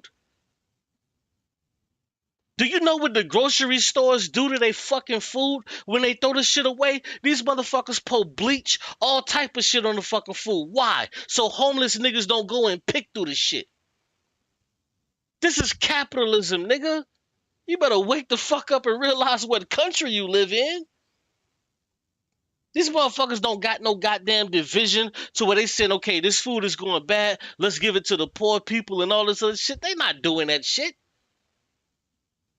Nigga, the best you finna motherfucking get when you go to the goddamn grocery stores, you finna get a fucking manager's special. And you got 2 days to use that motherfucking meat, nigga, or the shit going bad. Niggas is fucking on a budget out this motherfucker. What is niggas talking about fighting? Oh, niggas is pissing away and partying. Nigga, you know why niggas smoke weed? Why niggas drink and pop pills? Because when they wake up in the morning to go to work, they gotta deal with fucking the same lame ass goddamn reality. That they know shit should be better for them, but they just don't understand and they can't grasp how to fucking change it. And those are the people that I want to embrace, that I want to teach, that I want to talk to. Those are the fucking people. Those are the people that's going to change shit. Because I was once one of them niggas that went to fucking work every day. And I was like, yo, why the fuck can I never get ahead? No matter how much the fuck I save, no matter what I do, when some shit pop up, boom, you got to fucking pay this shit. And then it's a whole setback. Nigga, you will save up all motherfucking year. Boom, some shit on your car go bad, the brakes go bad. Nigga, that's $1,200. That's half of the shit you done fucking saved. That's half of the shit you done saved. Nigga, you trying to put $300 back here, $200 back here, then guess what the fuck happened? For parents, you got motherfucking school pop off. New school year. Boom. Then you got the Thanksgiving shit pop off. Then you got fucking Christmas that pop off. You got birthdays that pop off. All of this shit, nigga, it's eating. It's eating away at that motherfucking kitty that you think that you done saved. Yeah, nigga, yeah, excuses. I know. They're all just excuses. They're all excuses because Donald Trump, all of these rich motherfuckers, they don't have these excuses. I get it. Let me guess. You're rich. You got it all. You figured it out. You're rich. You got it all. So for the other 200 million fucking people in America that are actually going through this shit, it's their problem, not yours. It's their problem, not yours, because these are just excuses. These are just fucking excuses. That's all it is. It has nothing to do with the system itself, but for some reason, you have over 200 motherfucking people that are going through the same goddamn thing, but these are just fucking excuses. They're just excuses. They're just fucking excuses. This is the mindset, bruh, that keeps people, and I'm not even talking about black people, that keeps American people back. Because there are niggas like yourself that don't want to accept reality. Don't want to accept reality, bruh. Reality is these motherfuckers are taking from you. They're taking from you. There should be no reason that a fucking person should have a net worth of $100 fucking billion. Do you know that it would take $20 fucking billion to rid the earth of food insecurity? You can rid the earth for 10 years on fucking $20 billion. But why won't this happen? Because of capitalism. Like, what are we talking about, bruh? We're not even in the same fucking universe. These are excuses. Oh, okay, so explain to me how you can go to Israel, right? And these people, what do they have? These motherfuckers have free health care. Why do they have free health care, but I have to pay fucking $450 a fucking month to cover me and my child? Why the fuck do I have to do that? But in Israel, they got free health care. Why the fuck is it that in Israel, they got free fucking college? Their children want to go to college or university, they can just fucking go. All they got to do is fill out the application and they go. Why we can't do that here? Why do we have to save up from the fucking time that these motherfuckers are in our nutsack all the way for 18 years just to save up money for them to go to college when in other countries they already have this shit established? Because you know what they're trying to do? They're trying to make the people that actually live in these places smarter and intuitive to what the fuck is actually going on. But we don't have that in America. But let me guess, those are just excuses. The reason why I can't afford for health care and I can't afford college is because of excuses. But other people have this shit. Go to the UK. They have this shit. They have it, bruh. You are an indoctrinated fucking Negro, bruh. You're indoctrinated. You're indoctrinated, bruh. I don't give a fuck about niggas with rims, goals in their mouth, smoking weed. I don't give a fuck about none of that, bruh. This is the richest country in the history of the fucking world. But nobody can tap into that fucking money. Nobody can tap into that money. Because you want to know why? It's because the wealth is being hoarded by about 7 fucking people. 7 fucking people, bruh. None of this shit you talk about makes any fucking sense. You're talking to the wrong person. You do not have any fucking idea on what the fuck you're talking about, bruh. You literally have no fucking idea. You have no idea. You can't blame this on white people, black people, Asian, Hispanic. You can't blame this on no fucking body, bruh. Because this isn't a blame thing. This is a system thing. It's a system thing. Like, and this shit is borderline sad that you don't even fucking understand this shit. It's borderline sad that you don't even understand this fucking basic shit. Here, let me hip you real quick. Here's that ideal that I can't get out of my head.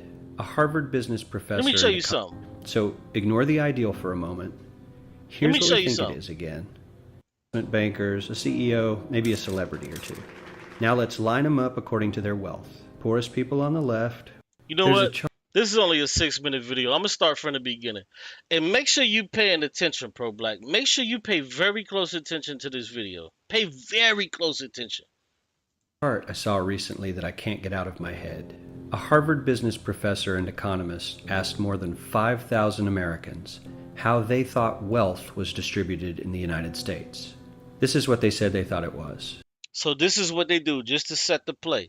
They asked about 5,000 Americans about the distribution of wealth in America. They asked 5,000 Americans on how they perceive the wealth distribution in America. Pay attention, bro. Pay attention. Dividing the country into 5 rough groups of the top, bottom, and middle 3 20% groups, they asked people how they thought the wealth in this country was divided.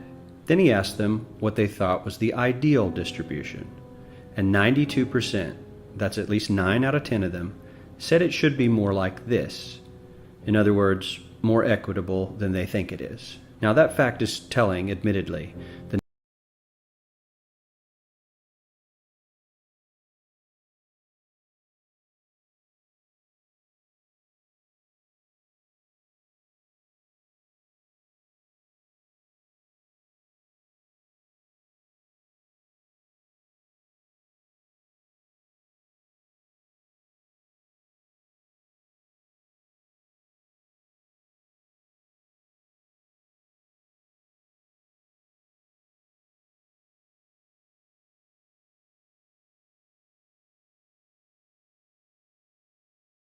The notion that most Americans know that the system is already skewed unfairly. But what's most interesting to me is the reality compared to our perception. The ideal is as far removed from our perception of reality as the actual distribution is from what we think exists in this country. Right. So this is what people think. This is what they think should be ideal, or how it should happen with these groups from the top, the middle, and to the bottom. This is how they think would be equal wealth distribution. This is what they think. Pay very fucking close attention. This is for you, bro. Pay very close attention. So ignore the ideal for a moment. Here's what we think it is again. And here is the actual distribution. Shockingly skewed. Not only do the bottom 20% and the next 20%, the bottom 40% of Americans barely have any of the wealth. The bottom 40% have no wealth in this fucking country, bro. The bottom 40%. You're talking about 150 fucking million Americans. So when you say that stupid shit about choices that you make and financially irresponsible, that's retarded, nigga. Because we don't have any wealth. If you find yourself in this fucking quartile, you don't have it. How the fuck can you be responsible about something that you don't even have? Here, let me tell you, be responsible for this fucking dog, but I'm not going to give you the dog. Nigga, how the fuck can you be responsible for something you don't have? I mean, it's hard to even see them on the chart, but the top 1% has more of the country's wealth than 9 out of 10 Americans believe the entire top 20% should have. Mind-blowing. But let's look at it another way, because I find this chart kind of difficult to wrap my head around.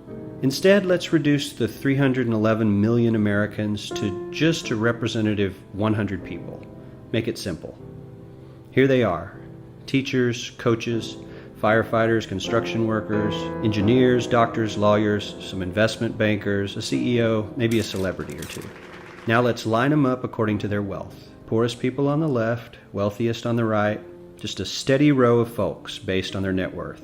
We'll color code them like we did before based on which 20% quintile they fall into. Now let's reduce the total wealth of the United States, which was roughly $54 trillion in 2009, to this symbolic pile of cash. And let's distribute it among our 100 Americans. Well, here's socialism, all the wealth of the country distributed equally. We all know that won't work. We need to encourage people to work and work hard to achieve that. Bro, no. You don't need to be commenting, bro. You need to be paying attention, bro. Don't comment. Just pay attention. Don't comment, bro. Just pay attention. Once the video is over, you only got another 4 minutes left. Pay attention, bro. Don't comment because you're going to miss it. That good old American dream and keep our country moving forward. So, here's that ideal we asked everyone about. Something like this curve. This isn't too bad. We've got some incentive, as the wealthiest folks are now about 10 to 20 times better off than the poorest Americans. But hey, even the poor folks aren't actually poor, since the poverty line has stayed almost entirely off the chart. We have a super healthy middle class with a smooth transition into wealth. And yes, Republicans and Democrats alike chose this curve. 9 out of 10 people, 92%, said this was a nice, ideal distribution of America's wealth. But let's move on. This is what people think America's wealth distribution actually looks like. Let's go back to that. And this is the sad part, is because so many Americans think that this shit would be ideal. They think that this would be fucking ideal. To the wealthy should still have 10 times more than the poorest motherfucking person. Retarded. It was a nice, ideal distribution of America's wealth. But let's move on. This is what people think America's wealth distribution actually looks like. So then when you ask them, well, what do you think the distribution of wealth is? This is what the fuck they think it is. They think. Look at the poor. Not a pot to piss in or a fucking window to throw it out. This is what they think this shit looks like, the wealth distribution.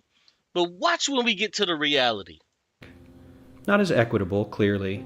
But for me, even this still looks pretty great. Yes, the poorest 20 to 30% are starting to suffer quite a lot compared to the ideal, and the middle class is certainly struggling more than they were, while the rich and wealthy are making roughly 100 times that of the poorest Americans, and about 10 times that of the still healthy middle class. Sadly, this isn't even close to the reality. Here is the actual distribution of wealth in America.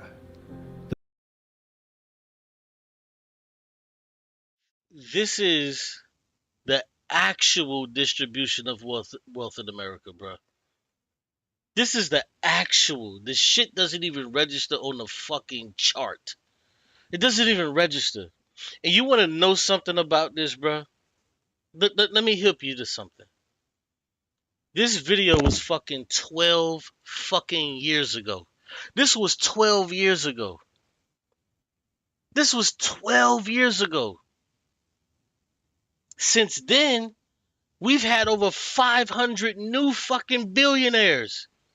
So if you have more people making billions of dollars, what do you have? You have less people making hundreds of thousands of dollars. This is why it eats away at the middle class. This is the actual fucking distribution, and it's actually worse than this now.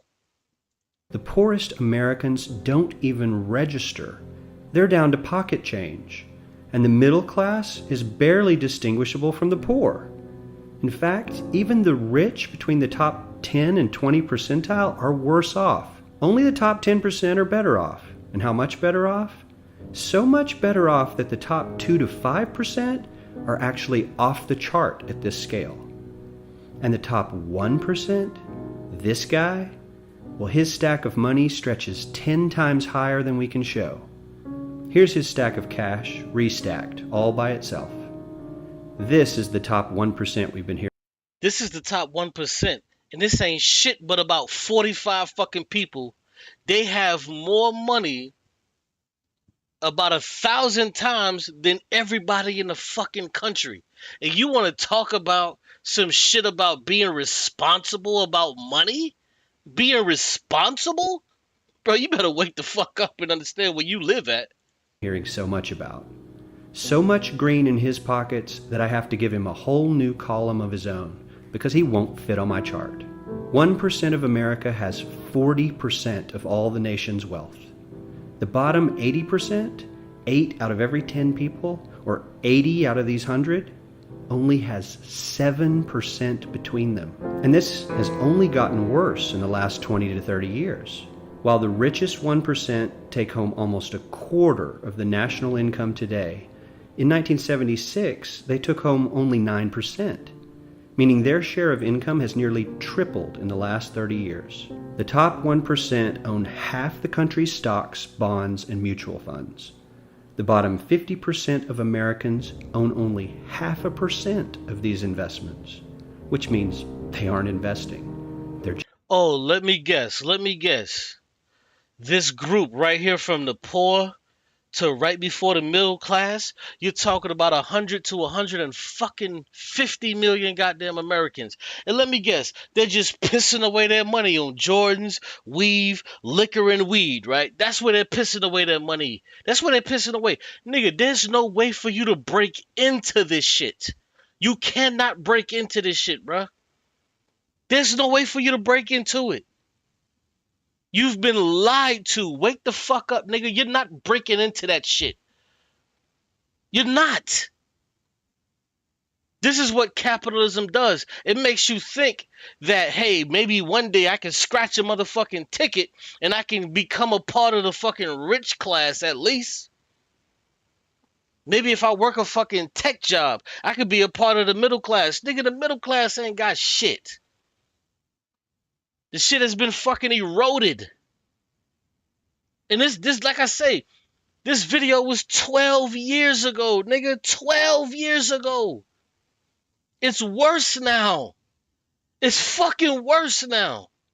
just scraping by. I'm sure many of these wealthy people have worked very hard for their money. But do you really believe that the CEO is working 380 times harder than his average? No, the CEO does not work 380 fucking times more than the average nigga. No, the fuck they don't.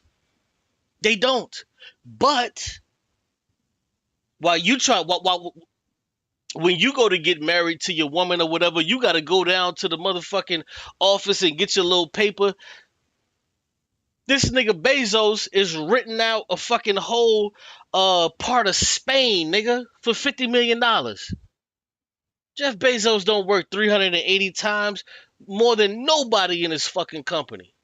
But you've bought into this shit. Employee, not his lowest paid employee, not the janitor, but the average earner in his company. Right. The average worker needs to work more than a month to earn what the CEO makes in 1 hour.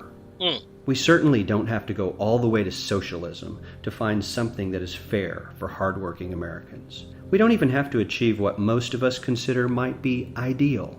All we need to do is wake up and realize that the reality in this country is not at all what we think it is. Right. And see, here's the stupidity. Here's the stupidity. I want you. I want you to check this out. Here's the stupidity, and this is why so many of these fucking idiot MAGA motherfuckers who are racist as shit, capitalists that are dumb as fuck. This is why you're buying the dumb shit. Pay attention to this.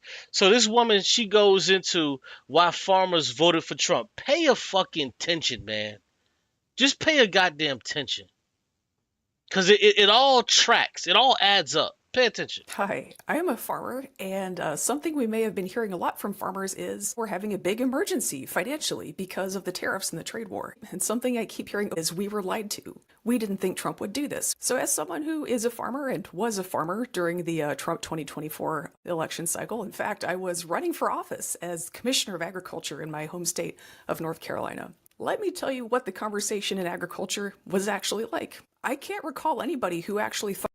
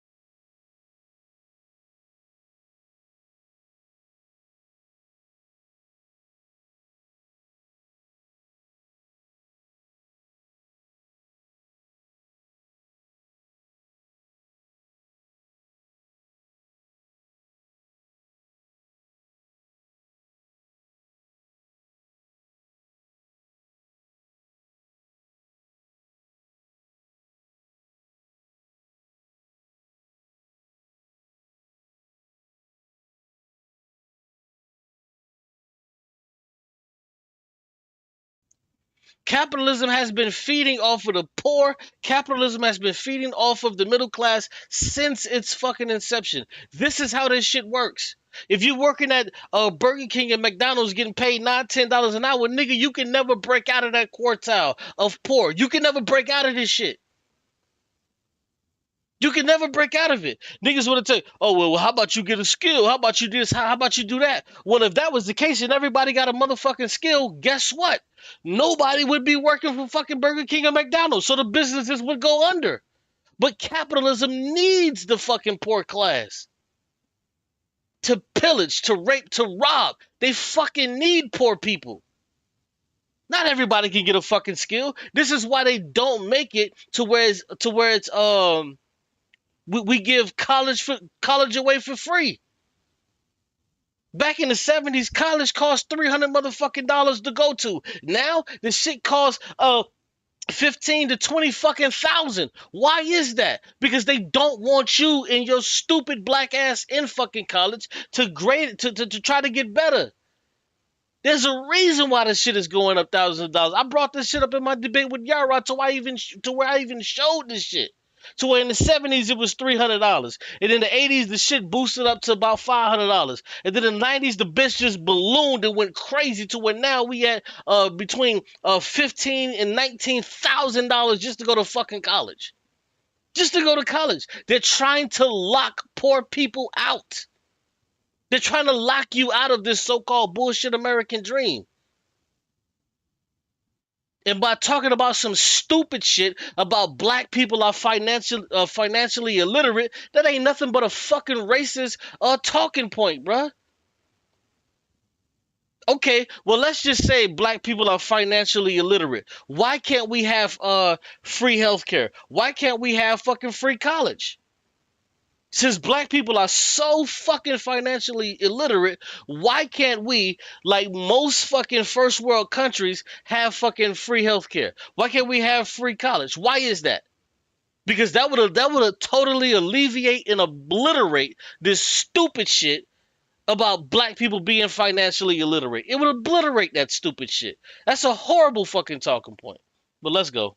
thought Trump wasn't going to start a trade war. What do you mean we were lied to? Everyone knew this was going to happen. Because for one thing, he was running on starting a trade war with China again. And for another, he already did it once. Everybody knew this was going to happen. Everybody in agriculture knew this was going to happen. And as someone who's a farmer and, not necessarily aligned politically with most farmers, I found that kind of confusing, just like most people do. Oh, I should mention, in 2024, I was running as a Democrat, right? So I was talking with farmers and I was talking about politics with people. Everybody knew Trump was going to start a trade war.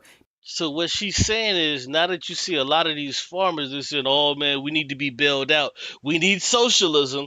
We need socialism to bail us out. She's telling you that she's a farmer, and everybody she know was talking to, because she was running for office, all of the farmers knew that this shit was going to fucking happen. All of them knew it was going to happen. But wait, there's fucking more. But wait, there's more. Because he ran on that, he campaigned on that, and he already did it once. Everybody knew he was going to do this. Now, like most people, I thought, this is insane. How are farmers, whose job depends on exports, going to support a guy who is promising to destroy their business? I got an opportunity to sit down with the farm lobbyist, and credit to him, he did actually sit down with me because I was running as a Democrat. A lot of farm spokespeople just wouldn't. And I asked him point blank, I said, hey, we all know this is going to happen. We all know this is his plan to start a trade war that is going to hurt your businesses just like it did last time. We all know this, right? And he said, yep, yeah, we know. And I said, then explain to me why we're supporting this guy.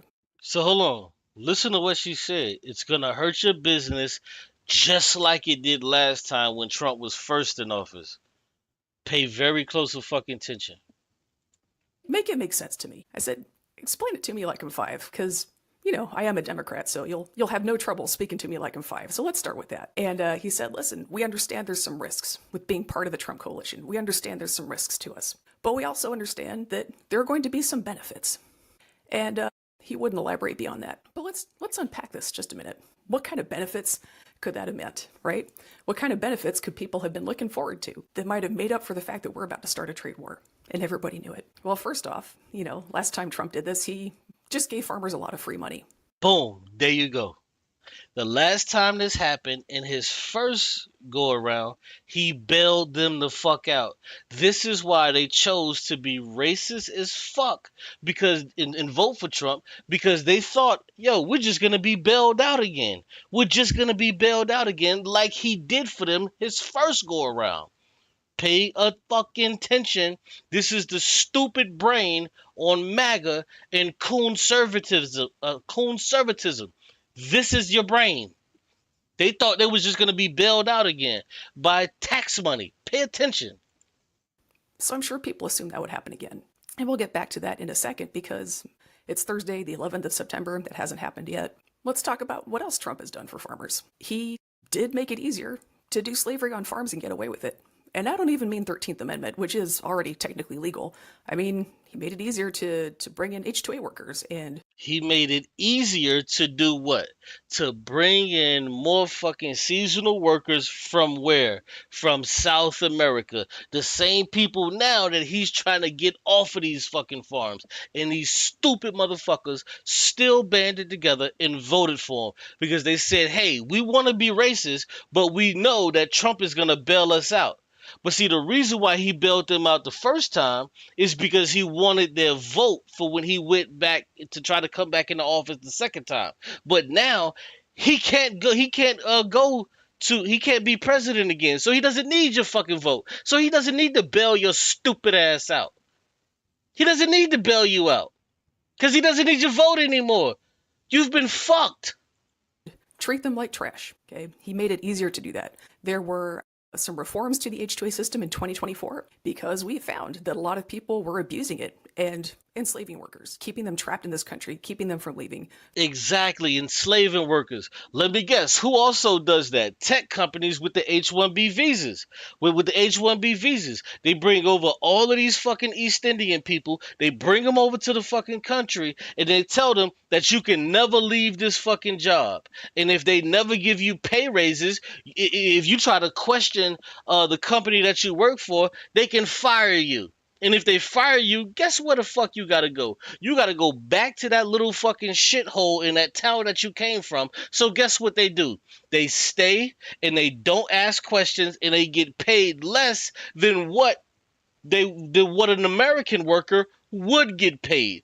This is why we see record profits, because they keep what they pay workers low, because they continuously hire who? They hire these fucking East Indians that come over here, and if these motherfuckers ask questions about what's going on, they'll send their ass back.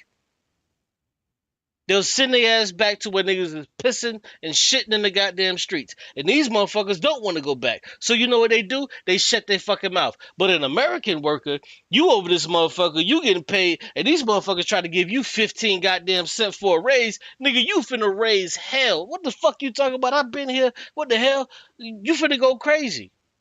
But they don't have to worry about that with these people that come over here on these H-1B visas. They can treat them like shit. They can force these motherfuckers to work 60 and 70 hours a fucking week. Because the moment one of these motherfuckers say, man, this is just too much work, send your ass back. Give me another one. They'll discard your dumb ass.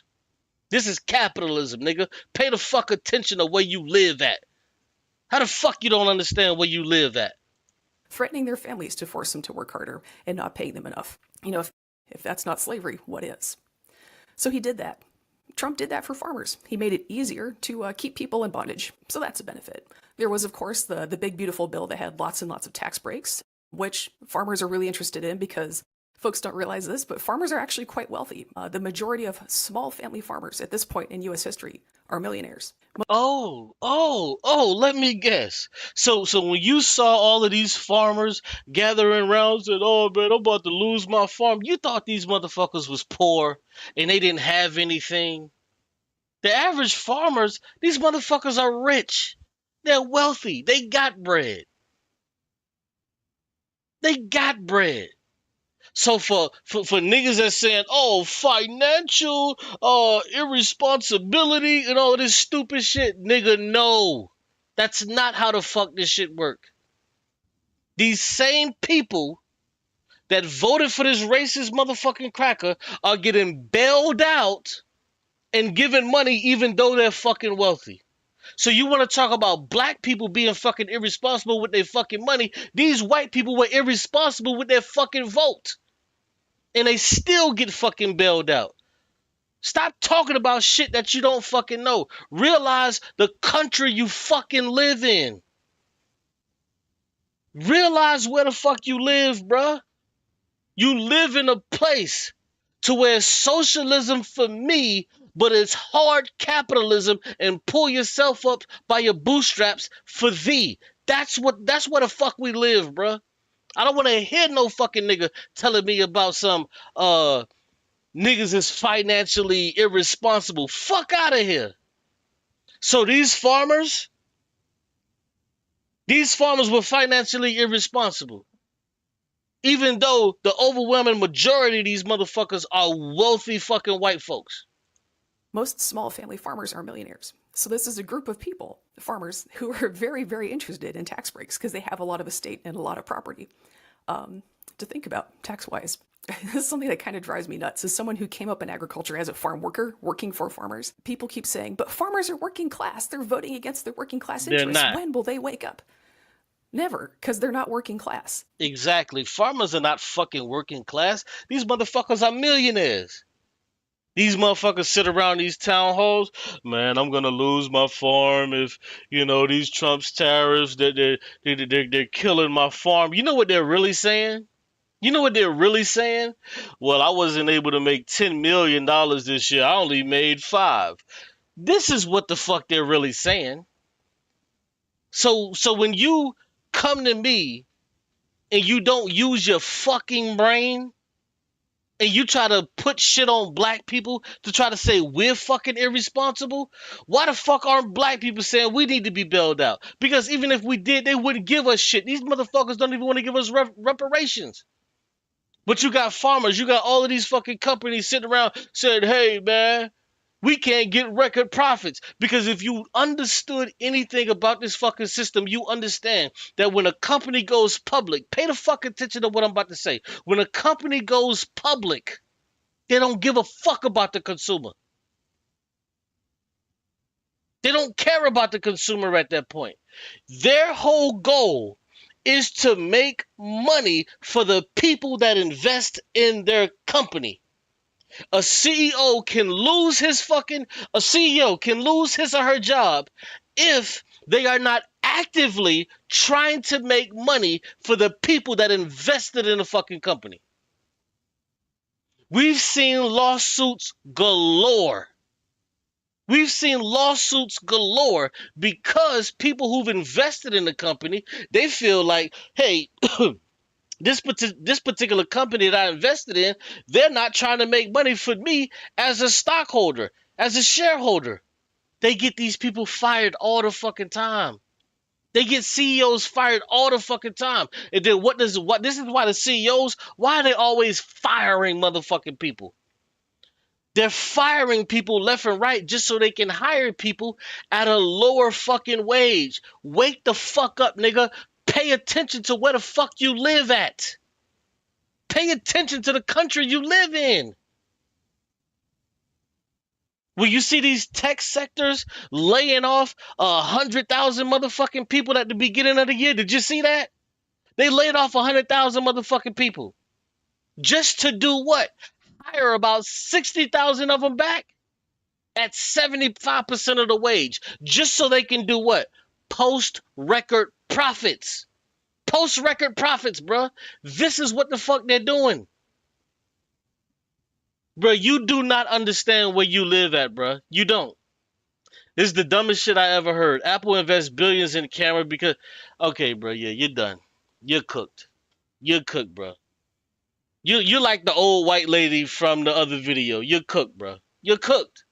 You have no idea of where the fuck you live at, bro. You have no idea of the systems that are in place. You have no idea. You're done. You're done. You have no fucking idea. This woman is telling you what the fuck is going on, but from the sector of farming, but you can't transpose the shit she's saying in the data to any other fucking sector. You just don't get it. You just don't fucking get it. We've had the numbers on this for Wow. decades. The USDA. Explain to me why Apple, since you brought up Apple, explain to me why Apple has taken their fucking operations out of China and moved them to fucking India. Why have they done that? Because they're trying to evade tariffs, you very smart individual.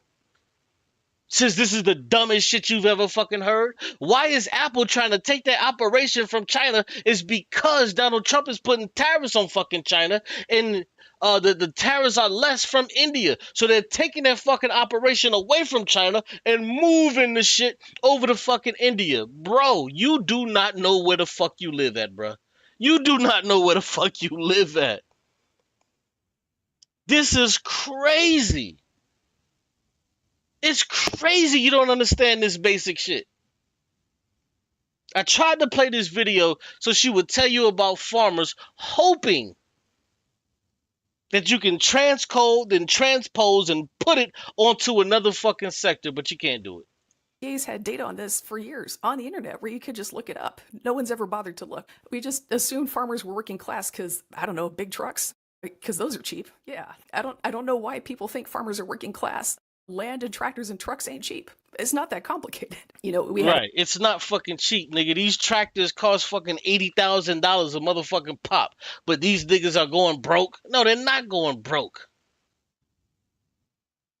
Then when you take the fucking soybean farmers, nigga, bro.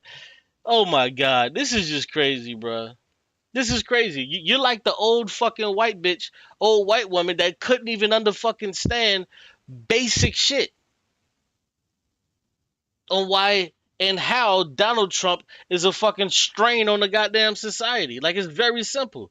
It's very lazy and easy to just blame shit on fucking black people. To just blame shit on black people. Oh yeah, let's just blame shit on black people. That's very easy to fucking do. I agree with wealthy, intelligent. Bro, stop it, bro. There's no fucking such thing as a wealthy, intelligent business owner. The shit doesn't fucking exist, bro. It doesn't exist. a wealthy, intelligent business owner. No, a business owner is just a fucking exploiter. That's all the fuck that's all they are. They exploit you. They exploit you, bro. And you're too fucking crazy and simple-minded to understand this is what the fuck they do. You're so simple-minded, you can't understand that they're exploiting you. It's crazy shit. A Nasty century work. where, yeah, the Nasty smallest, work. poorest family farmers are getting pushed out. Well, what happens after a century of that? Who's left? It's not poor people, is it? So anyway, that's another big benefit that farmers got from Trump is big tax breaks. That big, beautiful bill also had, was it 52 billion in additional free money for farmers? But of course, that's not enough. They're expecting Free money. This is why they were pushing this shit. This is why the racist crackers who was farmers, they was pushing this shit. These motherfuckers got $52 billion in free money. It was over fucking 2 to 3, I forget the number. It was about 2 to 300 billion dollars for the wealthiest of Americans that were getting free money by him signing that fucking bill. And guess what? A lot of these motherfuckers wanted him to do that shit because they was gonna get money out of this shit. Nigga, don't come over here and pull up talking about some, oh man, it's financial retardation from black people. Nigga, shut the fuck up. How the fuck? These people are literally getting socialism from the fucking government, but you want to talk down on black people and say that we don't know what the fuck we doing with our money? Meanwhile, these motherfuckers are getting $300 billion free from our fucking tax money from the poor? Are you fucking stupid? Do you not? Yeah, he doesn't know where he lives. he doesn't know where he lives, bro. He does not understand that he lives in America. And it's so sad. It's so sad. Because 200 years from now, people are going to look back at dummies like him and they're going to be like, yo, how the fuck did these people like not revolt? How the fuck did the people that lived in this society to where they didn't get health care, they were neglected by their government, how the fuck did they not revolt? Why the fuck did they just sit there and take that? You want to know why? It's because we had so many stupid fucking niggas that decided to blame it on, well, you didn't make the right decisions. Well, you pissed your money away by buying a bottle of liquor. You pissed your money away by buying a bag of weed. It was so many niggas that use this fucking language and talking points. This is why. This is why. Because for every person like me that's saying, hey, there's a fucking problem with the goddamn system and we need to change it, there's 50 of these fucking imbeciles. There's 50 of them. That's saying, hey, the system is perfectly fine. You just made a bad decision. Black people are just, irresponsible with their money. Meanwhile, you got a single mother or a single father working 50, 60 hours a motherfucking week and still living from pillar to motherfucking post. And this nigga saying that they're irresponsible with their fucking money. Nigga, if you don't wake the fuck up. expecting other bailouts to come after that. And that has not been available so far. So everybody's starting to sweat just a little bit. Shoot, what else was there? Oh yeah, environmental regulations. Yeah, environmental regulations was another thing they didn't like very much, and looks like those are not happening so much anymore either. So when people tell you, as farmers, we were lied to, that is absolutely not the case. We all knew what was coming. I thought we all knew this was the bargain we were driving. So when people come up and say now, oh, we were lied to, by what, your own eyes? You didn't notice last time you did this? Right. What do you mean you were lied to? To genuinely think you were lied to. I think at this point you had to have wanted to be lied to. And that's not being lied to. And that's what it is, bro, with these people. That's what it is with people like this. They want to be lied to. They want to be lied to so much that they'll use racist fucking cracker talking points to say that black people ain't doing this. Well, how the fuck do you get around the 100 fucking million white people that are poor as fuck, that don't even have enough money to pay for if their car broke down? Are those white people irresponsible with their fucking money too? It's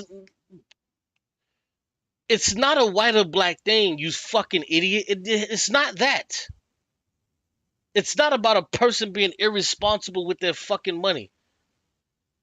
We haven't even got to the point to where people can be irresponsible with their fucking money. They don't pay us enough to where we can be irresponsible. You mean to tell me the company that you work for has made profit, not gross, but profit? They've made $10 billion this year. And if they were to put that money, they got what, 10,000 employees. They just made $10 billion. If they would disperse that $10 billion in profit equally to everybody, and you fuck that up, nigga, yeah, now you're being irresponsible with your money. But instead, they don't do that. So how the fuck am I being irresponsible with my $10 an hour? I'm irresponsible with my $10 an hour. Get the fuck out of here, bro. Niggas are just so fucking dumb. Like, just buy into this goddamn system whole cloth and just won't even try. Just won't even try to fucking pay attention or study or look into the fucking system that we live in. Won't even look into the goddamn system. We just want to do the lazy politics of, yeah, black people, you're just irresponsible. Why? It's because this is what the fuck you see on TV. You see nothing but racist crackers telling black people that they're irresponsible. Meanwhile, they're hoarding all the fucking wealth. And then you, being the fucking idiot that you are, you go out and repeat these fucking stupid ass fucking talking points. Then you run into a buzzsaw, a nigga like me, that can show you how stupid this shit is, and you still won't acquiesce to the fucking truth. You still want to hold on to fucking stupidity. You still want to hold on to stupidity. Can't none of that shit you talk about make sense. Only in your fucking nappy dumbass head the shit makes fucking sense. But when you actually begin to project it and use your voice to say it, it fucking sounds stupid and ridiculous, and you can't even fucking defend it. Can't even defend it. You would have got further, maybe an inch further, but you would have got further had you said people. The American people are irresponsible with their money. But bitch, the moment you say that black people are irresponsible with their fucking money, knowing that there's 150 motherfucking million people in this goddamn country, that if there was $1,000 emergency, them motherfuckers couldn't cover it, you are outside of your motherfucking nappy head ass mind, nigga. What the fuck are you talking about? What are you talking about? Stupidity, bro. But let me go ahead and get out of here, man. It's almost 4 o'clock. I think I've gone long enough. I appreciate you guys for tuning in. Until next time. Tomorrow's Friday. I don't know. I might just chill. Ain't really no football on tomorrow, so I may go live. And I had some other shit I wanted to cover, but we already at about 2 hours. Hit the like button, man, if you enjoyed the content. You know what I'm saying? I definitely enjoyed doing this stream. It was dope. I wanted to play a little bit more of this white lady, kind of breaking down this shit, but I don't know. I'm kind of getting a little tired. I'm gonna go ahead and get up out of here, man. I appreciate you guys for coming in.